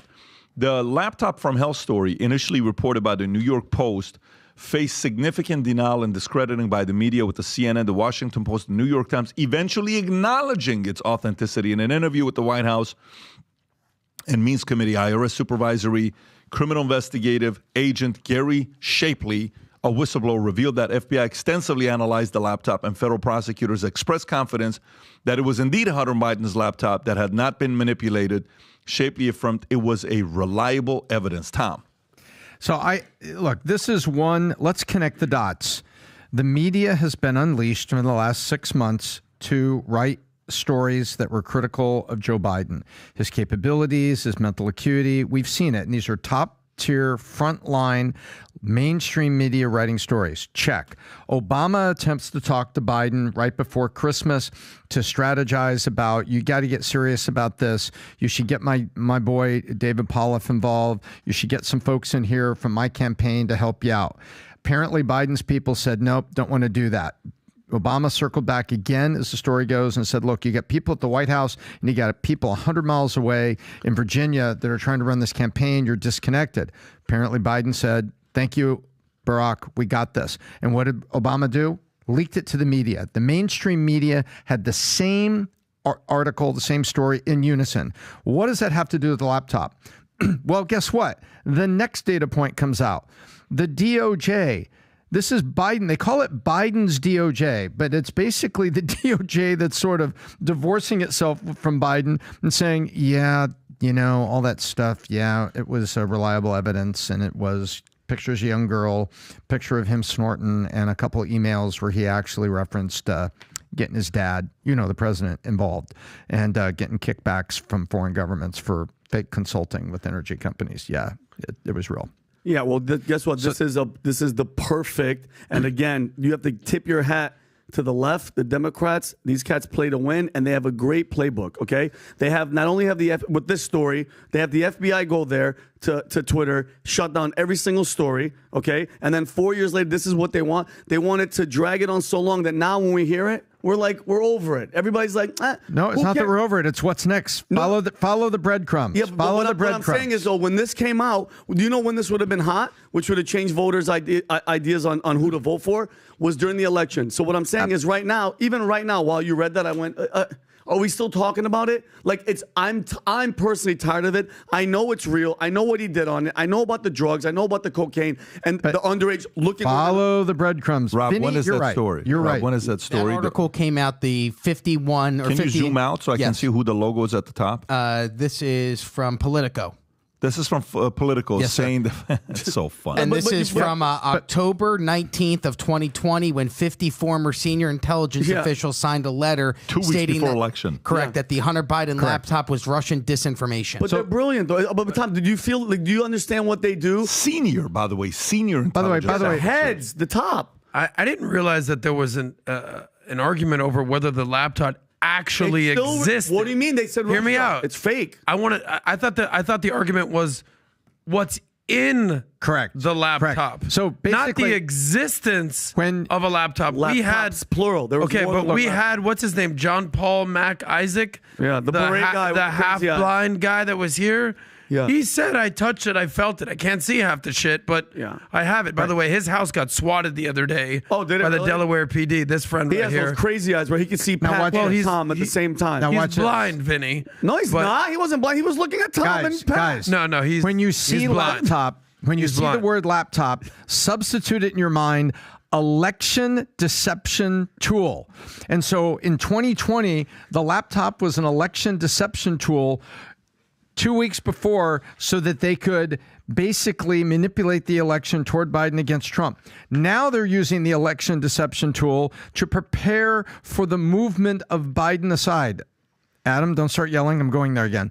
And now the question is, what do you do with it? This basically all but guarantees you need to pardon Hunter.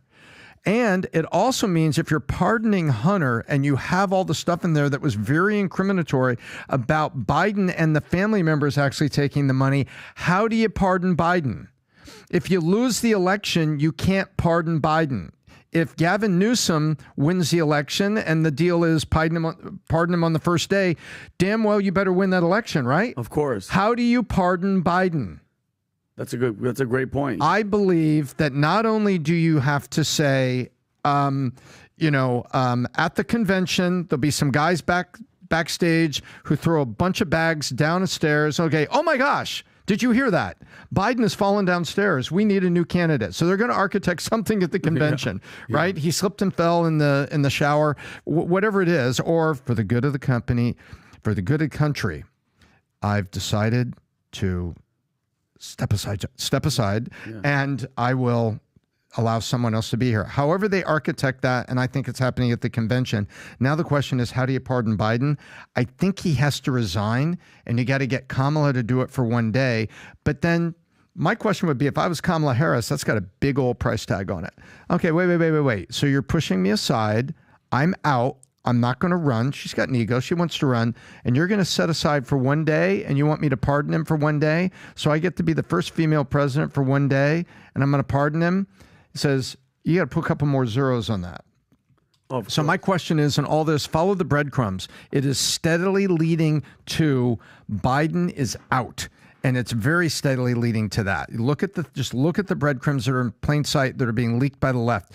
And he can pardon his family, but he can't pardon himself. They basically reminded Donald Trump that you can't pardon yourself. Remember how loud they yelled? You can't pardon yourself on the last day out of here. You can't do that. Well, how do you pardon Biden? Because he's incriminated in this. When you say the laptop's real, then you say kickbacks from foreign governments are real. And so how do you pardon yourself? He's got to step aside for one day. Tom, I'm going to ask you the question I ask Vinny all the time. You want to bet?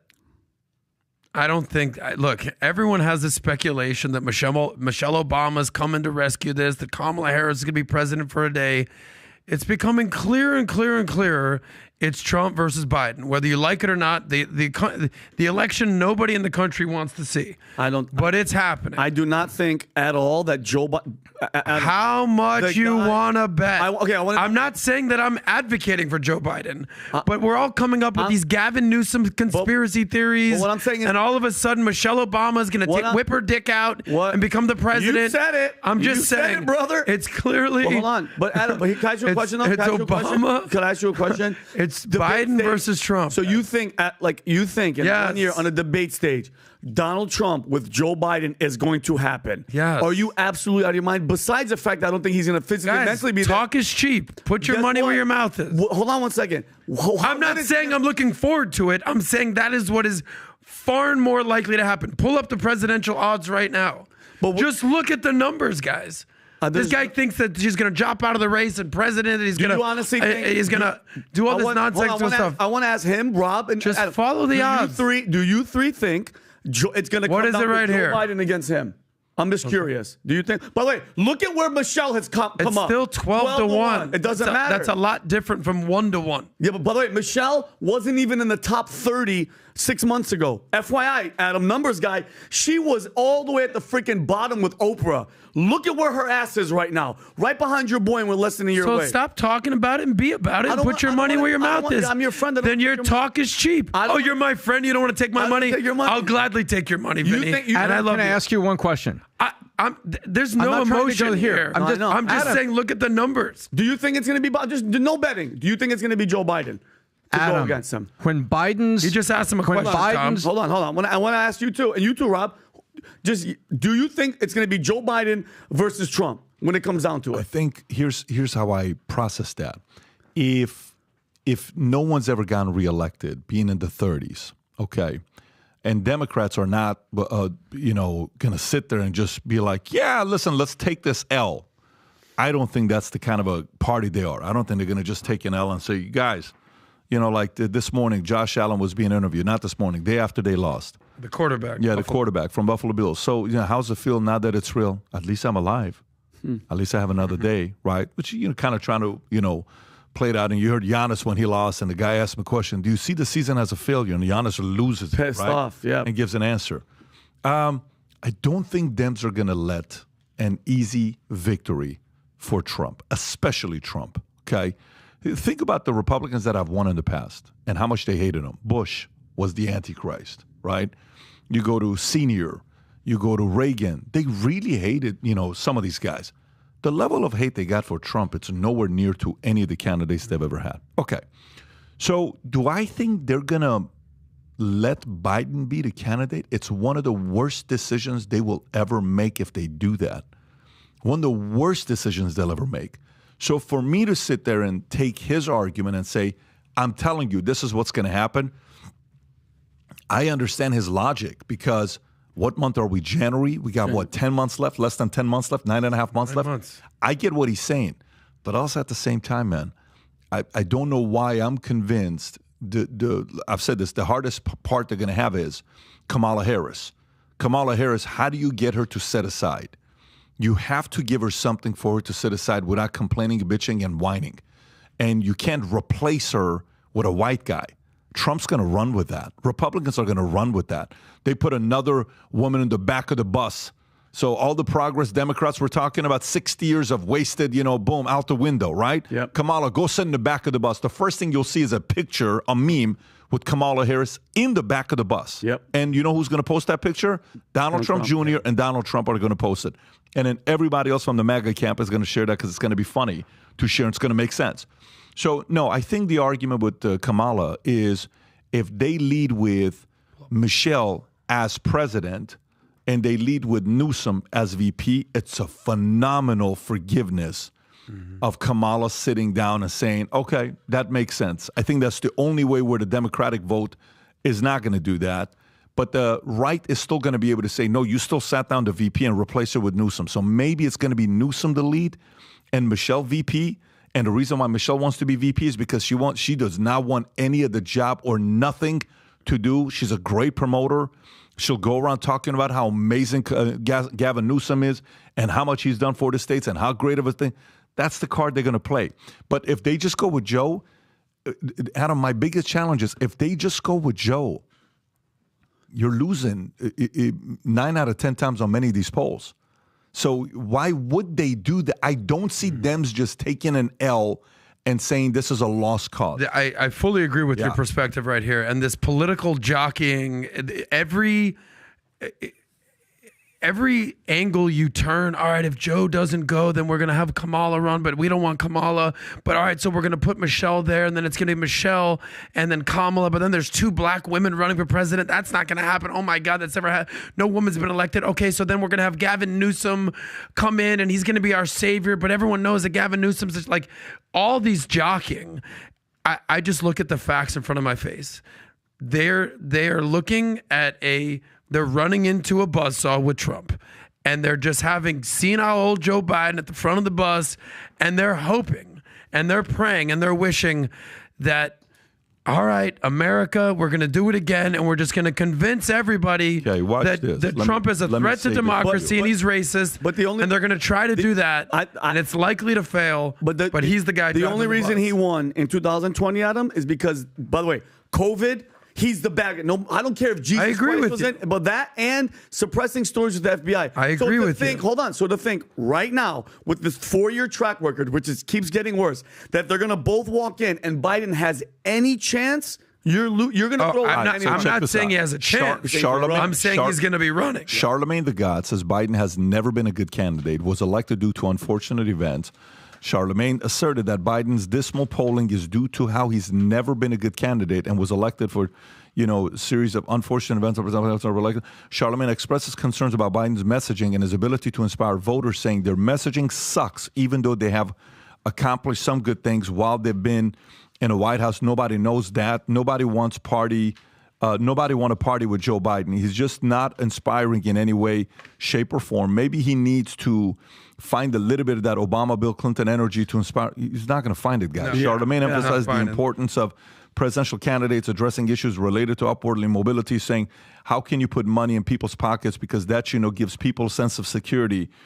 And that is what the candidates should be focusing on. If all of a sudden the Dems did flip in August and they put a Newsom Michelle combination, do you know what mainstream media would do with that? CNN, what Jimmy Fallon, Colbert, all these podcasts, the Oprah Winfrey, the NBA, LeBron. Forget it. Do you know what Taylor Swift, do you know what these guys would be doing? It would be bonkers. By the way, if it is Michelle and Newsom, it's going to be a dogfight. If it is Michelle and Newsom, it's going to be a dogfight. And in that, okay, let me ask this question. The little chance that you don't think it's going to be Biden, what's your chance? 1%? 5%? No, it's higher than that. Okay. Like I'm in 0% defending Joe Biden as a good We get candidate. that. I We think get he's a that. freaking disaster. Well, we get- but I think they're ready for the disaster. What do you think is the percentage of it being somebody else than him? 10%. Okay, that 10%. Of the 10% that you believe, what are the chances that the new president VP candidate, one of them is going to be a female? Oh, yeah. Very, very, very, very high. 99%. Okay. What are the chances one of the two is going to be black? Yeah. Higher than the 99%. Yeah. Then correct. who's left? Yeah, that's If it's a great not Kamala. point. You got Kamala, you got Can't be- Michelle. Okay, and perfect. So of now we course. have Michelle, and who's a better option, Michelle or Kamala? It's not even close. It's not even Michelle. close. So if it's a president that they replace Obama with, who would that person be that's at the top? So you got Newsom. Some people flirted with the name Mark Cuban. That's why Mark sold his team and da-da-da-da-da. And okay, so say it is a Newsom and a Michelle. Okay, on the Trump side, how important is it for Trump to choose a VP that's a female? Somewhat important, not overly important. Give me the percentage. In terms of importance? The percentage chances of Trump choosing a female as a VP. 30%. 60%. Oh, you're putting that high. I put 30. I say better than average. Tom, where are you at with Tom's his VP being a female? I think it's a 25% chance that he will, but it's a 75% chance that he should. Oh, interesting answer. Okay, fair. Then if that's the case, who are the candidates? Stefanik, female. Tulsi, female, right? Lake, maybe. Carrie Lake. Both very capable. My girl those up two. in South Tulsi Dakota. Gabbard. But Yeah, my challenge is... What's my girl again? I think my challenge with choosing a VP is somebody that's very much like you.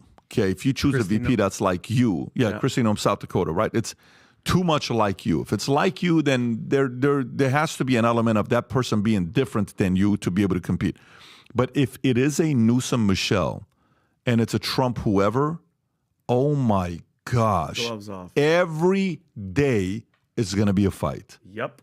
Every day from August, September, October, November, that 3 months, it's not even 3 months, it's 2.5 months. Those 2.5 months, every single day is going to be a fight. I'm with you 100%, and I'm not trying to argue with Adam and Vinny on the previous point. I'm just pointing out that when the Department of effing Justice validates the laptop, it's basically you're validating demonstrably impeachable evidence. So let's say they rigged the election and Biden wins, the anger that will be on the Republican side, and they will take this thing and they will shove it up his ass and they will impeach him. That's how No, big. but that's under the assumption that there's stuff in there that is incriminating Joe Biden. There's a lot of stuff to incriminate Hunter, no doubt. That guy's first class scumbag. But they have not been able to make anything stick to Joe yet. Well, they can't because he runs the Department. They haven't of started Justice. hearings. And there are four different groups, Adam, that have started, that have all of the impeachment structures in place. 4 groups of congressmen that are ready to start hearings, but they haven't. And the answer is why, and what are they doing? It has to do with the election, it has to do with distraction, and it has to do that I don't think they have to. Well, we know where the impeachment hearings are going nowhere, because the same thing that happened with Trump. If you hold the Senate, if you hold the House, nothing happens. I'm going to shut up. But yes or no? Does it change things when the Department of Justice validates the contents of the laptop? Of course it does. Thank you. They have to admit it. But then, just really and then fast. you have to go down the what now path, not speculating, not conspiracy, but it leads to where it leads me. Is Joe Biden is done. That's where it leads me. And it's just a matter, I could speculate all day long how. You know what I think. I think it'll be done at the convention. But I'm with Pat. I don't think they have any choice. I don't think they're going to take the L. And I think they're going to put things up. And it is going to be one of the most important and crazy 60 days in American history between August 21st and November. Just to be clear, do I think they should have made this change a year ago? Yes. Do I think that that Biden is going to be running into a Trump buzzsaw where people are like, yeah, we're going to give Trump another shot, 100%. Do I also think they're going to double down and go down with the ship? Yes. No. Wow. You can't do that because Not on that page. okay. Where are you at with the chance of all of those things you said? The last one. That they're just going to keep running. They're going to take the one thing that you guys have to lost. just keep in mind is that it's not just, hey, switch the candidates. It's all the dirty work behind the scenes, the grassroots, the campaign, the getting them on the ballots, the infrastructure, the DNC. There's so much stuff behind the scenes that has to happen that it's just not just like, all right, Biden, you're out, Gavin, you're in, Michelle, you're in. There's so much stuff going on behind the scenes. And we'd be hearing stories coming from the DNC. We'd be hearing stories coming from the call coming inside the house saying, oh, yeah, they're already setting stuff up, bro. They're already happening. None of those stories are coming out yet. Listen, let's just assume, Adam, that they don't have to announce nothing because we know that these cats are disgustingly dirty tricksters. The left they'll stop at nothing to win and keep that power, border, everything like that. Who knows, even if they were going to have an election. Let's say, God forbid, there's a power outage with all the leave the world behind, speaking of the Obamas. But let's go back to Charlemagne the God. We know that he's never been a good candidate talking about Biden. What are you talking about, Charlemagne? You were kissing his ass on your podcast, and he, a white guy in front of you, said, if you have a problem deciding whether you're for me or Trump, then you ain't black. And you didn't say shit. Okay, so I don't play that bullshit now. Now all of a sudden everybody's coming back to the, oh no, we never thought. Yes, you did, bro. You were kissing his ass. Number one. Number two, Adam, great point about Michelle and the voting block for if Michelle runs. And that was a great point on your show when we were asking, you asked the panel, and they were all girls, but a couple of them were African-American girls. And you're like, who best president ever? What did they say? Every single black person went, well, I have to check the box. And Barack Obama, what did he do? Well, I don't know, but I have to vote for him because why? No qualifications, no nothing. What makes Michelle Obama? I mean, I guarantee you, it'd be a fight. What makes her a good candidate? What? Because she was the wife of a president? That's why I'm like, what has she ever fucking done? But guess what though? If people next thing you know, we're voting for Melania Trump next time around. What is happening right now? But that's my point, Adam. Ready for this? They're gonna go demon, devil, Satan, Hitler, orange guys coming back, or Michelle Obama. That's the safe, cool, America just, they want to get coddled and they want to be nice, even though they're going to get screwed in the ass. I am not voting for a Michelle Obama, Kamala Harris ticket, and I doubt most Americans would. Okay, then the question, though, how loyal are you to your party? If you are a Democrat. I'm a registered independent. I'm a registered independent. But Nice try. Would you sit it out, or would you vote for Trump or Michelle if it came down to those two votes? I would not vote for Michelle Obama. So would you vote for Trump? Yeah. I love you. Let's go, Adam. By the way, that's America right there, baby. Yeah, and when you're saying that, by the way, this was a monumental moment hearing this guy here. I love him. He would vote for Trump. And that's a great thing about it. I think a lot of people are basically waking up. I think he's right. By the way, you remember this, Vinny. One thing you never do in a world of competition, and there's no game, no competitive sport that's more deceptive and dark and manipulative than this game. Yeah. Okay. So what does this mean? If there's any game that there's competition, never underestimate opponent. And this one is the most deceptive one. You definitely cannot underestimate who these people are. Michelle Obama, I know you're like, wow, who is she? What has she done in her life? Okay, she went to a great school. She went to Princeton, and she graduated in 1981, graduating cum laude, okay, in 85, with a 99-page senior thesis titled Princeton's Educated Blacks and Black Community. I mean, this is like a fully qualified person for this. She majored in sociology, minored in African American studies, okay? And she had a double major in DEI. Yeah, I mean, that's a whole different story. Then she continues and gets her law license, okay? And she actually, when they were running, I don't know why I remember this, she was making very good income. Out of the tax, I remember that. I thought she was making $150K a year. In 2006, he ran 2 years later. When they did their annual salary, couples tax returns in 2006, her salary in 2006 was $273,000 a year. okay? And he was making $157,000. She was making $120,000 more per year than him, which many would say she's more qualified to run than he is. Okay, so this is not somebody that, and on top of that, very well spoken, incredible campaigner. When she would go up there and do what she did with the speeches and all that, she got the votes. You cannot underestimate the power of Michelle Obama and the game she's going to bring. And the average person, Pat, like everything that you wrote, the average person in here, out there, they don't know that. It's just Michelle Obama. Because as we're learning right now, Pat, Biden is not making a single decision. So it's because you know who they're saying is running the White House right now? Barack Obama. Okay, let's be honest. And he even said it. He said it in an interview, and he goes, listen, if there was some type of way that I could, get on an earpiece, and he admits what he's doing. He's in charge. Hillary's in charge. A couple of other big names, because when Joe Biden says, and I quote, I can't say anything because they said that I can't. That's the they. Everybody's always wondering who's the they. Michelle, I agree with you 100%. I'm not underestimating her, but what I'm saying is nobody knows about any of those qualifications. Yeah. She's the best pick because she's what America would be like. I don't know, Vin. What do you mean? No. By the way, her book sold nearly 20 million copies. I understand what you're saying. I'm just saying she is formidable. And if you get Michelle, guess who you get automatically with Michelle? Barack. You get Barack. Of course. And then if you get Newsom, who else do you get with Newsom? You get all the people that are the establishment side back in the family, Pelosi. Listen, Newsom, Michelle, I guarantee you on the inside of Trump's camp, they know. Like if I'm playing, like how you're playing, you're going through playoffs and you're like, okay, first round we're going to take these guys that we're going to win 4-2. Okay, let's just try to sweep these guys, but it's probably going to be 4-2. And I'm talking NBA. Football, there's luck involved. Basketball, there's not a lot of luck involved. The best team typically in the sports, 7 games. Yeah, 7 games. So typically the best team in basketball typically wins. Not all the time, but typically wins. In football, that's not the case. Any given Sunday. Hail Marys. Right. Yeah, you never know. So I guarantee on the inside, they have to look at the matchups. So while they're picking and choosing, they have to. This is why I don't think it's good to choose the VP too early. I think let's wait for the matchups. Let's see who the matchups are. Hang tight, okay?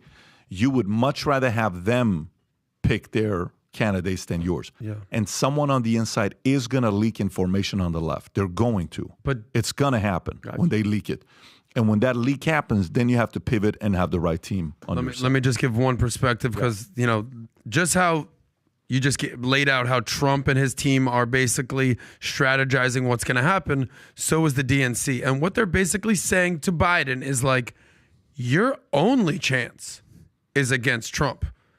Because if somehow DeSantis, who just dropped out, is in this race, or even if it's Nikki Haley, all the polling says that they would wipe your ass off the map because they're young, they're vibrant. Your only chance is to go after Mr. Anti-Democracy, January 6th, Donald Trump. That's why the election is even remotely close at this point. So the DNC is basically saying the only way we're parading or propping up Joe Biden is against Trump. Yeah. Now, I still think based on polling, at least in the battleground states, Trump is likely to win. He's the favorite at this point. Yep.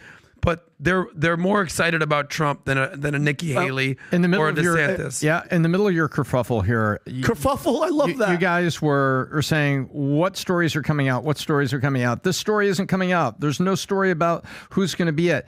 It's completely suppressed and it's completely quiet and it's completely behind closed doors. All you have to do is look at what stories are coming out. Yeah. And what's coming out? Obama, the leaks that Obama talked to him, the laptop things. Just look at the stories that are coming out in unison, not from secondary sources, not from The Hill, not from Politico, not from Fox, but from the mainstream media. Look at those stories and just connect those dots. Well, guess what? And here's my thing. If you like crime, if you really love inflation, if you love an open border and people shitting and pissing outside your door. If you like a cup of urine on the front porch. Yeah, and if you love homelessness, move to New York. Keep voting. No, keep voting for Democrats because that's what they want. It won't stop with Michelle. It definitely won't stop with Gavin Newsom because he has a shitty track record. That's what you vote for. But people, like you said, from circling back, they go off emotion. They'll be like, oh, it's Michelle Obama. What could go wrong? Nothing is going to change, as Barack says. So But next me if you guys want to talk about All it. right, gang. Great podcast today. We will not be having a podcast tomorrow nor Thursday, but I do believe we make it back on our flight to be able to do something Friday afternoon, if I'm not mistaken. Do we have something Friday afternoon, Rob? We do, 2 to 4 p.m. right now. 2 to 4 p.m. Friday afternoon. Okay, gang. Have a great day. We'll see you guys on Friday. Take care. Bye-bye. Bye-bye.